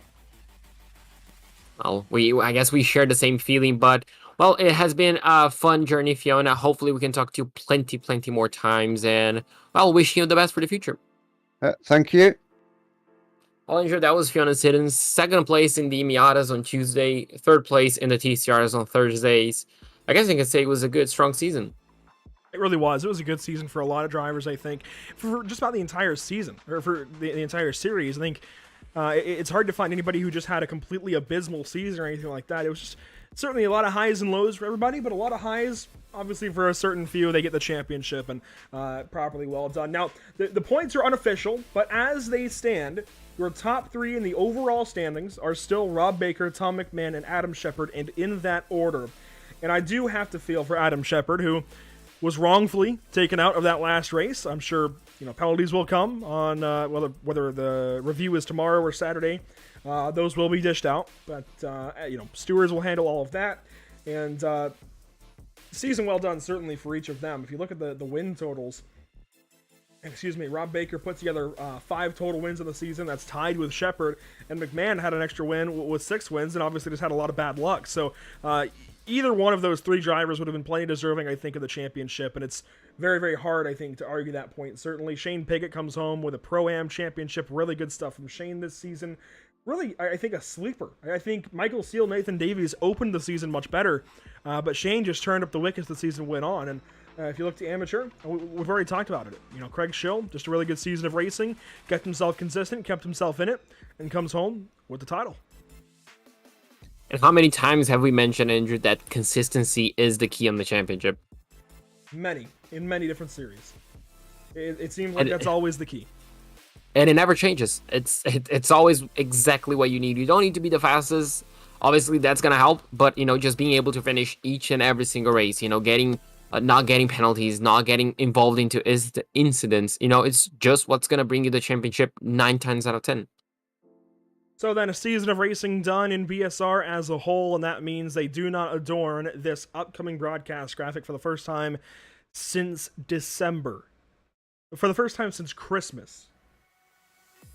Let that sink in. For the first time since Christmas, BSR is not anywhere on this upcoming broadcast graphic. This is what's upcoming, though. It's a big swing through California, JP. There's a lot of California races suddenly on the ballot, and we're expecting. I guess I can kind of let the cat out of the bag to a point here. We are expecting, should everything go right, adding an extra California broadcast on Wednesday. So there will be 2 broadcasts on Wednesday, which will be right back at Long Beach, not related to the North American Racing League that you see there on Tuesday. So we can kind of tell you what's going on there. We are expecting a total of 5 California broadcasts in a row, and then a week off for the iRacing build, and then right back to it with NARL Porsche Cup, and that would be in Hungaroring. that is what the next couple of weeks look like. To have 5 California broadcasts in a row is insane. It's all going to begin with Scar GT1 readorning the calendar here with Pit Stop TV. And it's round 9 of 10. Now, their season is going to wrap up at Laguna Seca, and then Sonoma Raceway, for those guys, will be the final of the California broadcasts in a row. But in between, you'll have Long Beach for the North American Racing League Porsche Cup season. That's going to be absolutely insane, absolutely bonkers. JP, I think you'll be able to use the word flabbergasted a few more times in that broadcast. And then next Wednesday, the Outlaw Sim Series heads to Auto Club Speedway under the lights for round number 3. They just finished up round 2 last night at Canadian Tire Motorsport Park. They're back on an oval next week with the NASCAR Next Gen cars. And then, again, we expect that second broadcast on Wednesday evening from the Long Beach Street Course with some Indy cars. That might tell you what that league is. Things are still waiting to be announced, but it should be happening. So a lot to be ready for in this next week or so of iRacing broadcasting here on Pit Stop TV. I absolutely cannot wait. And obviously, Andrew, it's a good break from us. I mean, we've been around the world with the few series, haven't we?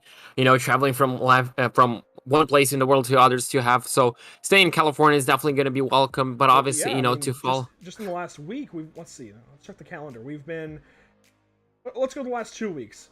England to Germany, yeah, to Florida, back to England, then this week to Australia, then to Daytona, so Florida, then out to Ontario last night with Outlaws, and then back over here to Australia. And the week prior even, you had BRT Big Blocks at Charlotte, then we had BSR at Silverstone, so back out to England, and then back down to Florida with Outlaws at Daytona, and then we had England again with Silverstone. It's been crazy how much we've gone around the world virtually here in the last couple of months. Absolutely, and unfortunately no Brazil yet, but hopefully that can change in the future. Oh yeah, you knew it was coming as well from me, didn't you? Yeah, it's on its way. It's not on the Porsche Cup schedule, but I believe it's slated to join. And I won't tell you where exactly on the schedule, but I believe it's slated to join the GT3 calendar. Of course, you can follow along with everything Pit Stop TV on social media, be it Facebook, YouTube, Twitch, Twitter, Instagram, the whole lot of them. We have got plenty of ways for you to follow along. Of course, you see the links there on the bottom of your screen at an https://www. If you're in each of those, you'll get straight to anything Pit Stop TV. And the username on Instagram is the same as the username over on Twitch. That's why we just have Instagram there. It's a lot harder to find a Twitch logo to... Yeah, anyways, you get it. So, plenty of places to follow along with Pit Stop TV. You can watch broadcasts on Facebook, YouTube, Twitch, and Twitter. You can check out our social media on Facebook, Twitter, and Instagram. Plenty of posts throughout the week. But JP, that's it. That's a season of BSR racing. What's your takeaway from it? Oh, it was absolutely amazing. I loved each and every single minute of it. And, well, I'm really going to miss out these guys on Tuesdays and Thursdays, but it has been so much fun, hasn't it? It's going to be a nice reprieve, I think, a little bit. But certainly, going to miss this racing on Tuesday afternoons and Thursday afternoons. I'm going to enjoy being able to relax a little, I must say, but going to miss this racing. It's been such fantastic stuff throughout the entire season. Sensational, I think, is a great word to use for it. Just proper stuff all season long. Proper drama, proper excitement. And I know one thing that these drivers in this league wanted was excitement. Hopefully we brought that to the table. Hopefully we were able to properly present that to all of you watching throughout the entire season. It's been a treat. It's been an honor bringing coverage to you of this British Sim Racers season. And if you want to get involved with the British Sim Racers, you can do so. Find them on social media at British Sim Racers on Instagram, Facebook. They can get in touch with them. I know they're looking for series sponsors for next season. They're always looking for series partners and sponsors. So by all means, get in contact with them. That is it, though, JP. A week of racing here at Mount Panorama wraps up just like that. We thank you for watching the entire season long with British Sim Racers. We thank you for your support continuously of Pit Stop TV, and we hope you will continue to support us and continue to watch these broadcasts for many days, months, and hopefully years to come. For all of Pit Stop TV here, my name is Andrew Cardinale IV. JP Costa has joined me all season long with the exception of one day of racing, and that was Zach Lindgren on the call. Thanks to him for that one. Thanks to Andy McEwen, Kip Stevens, Roger Morton, Ben Sharp, and everybody else at BSR who makes a lot of things happen. Thanks to Edward May. I know he wanted to broadcast this season. I think we'll find a role for him next season around. Thanks to everybody for being here. Thanks to the drivers. And I think I'll cut it off there. But thank you so much to everybody. Have a great night. We will see you next season.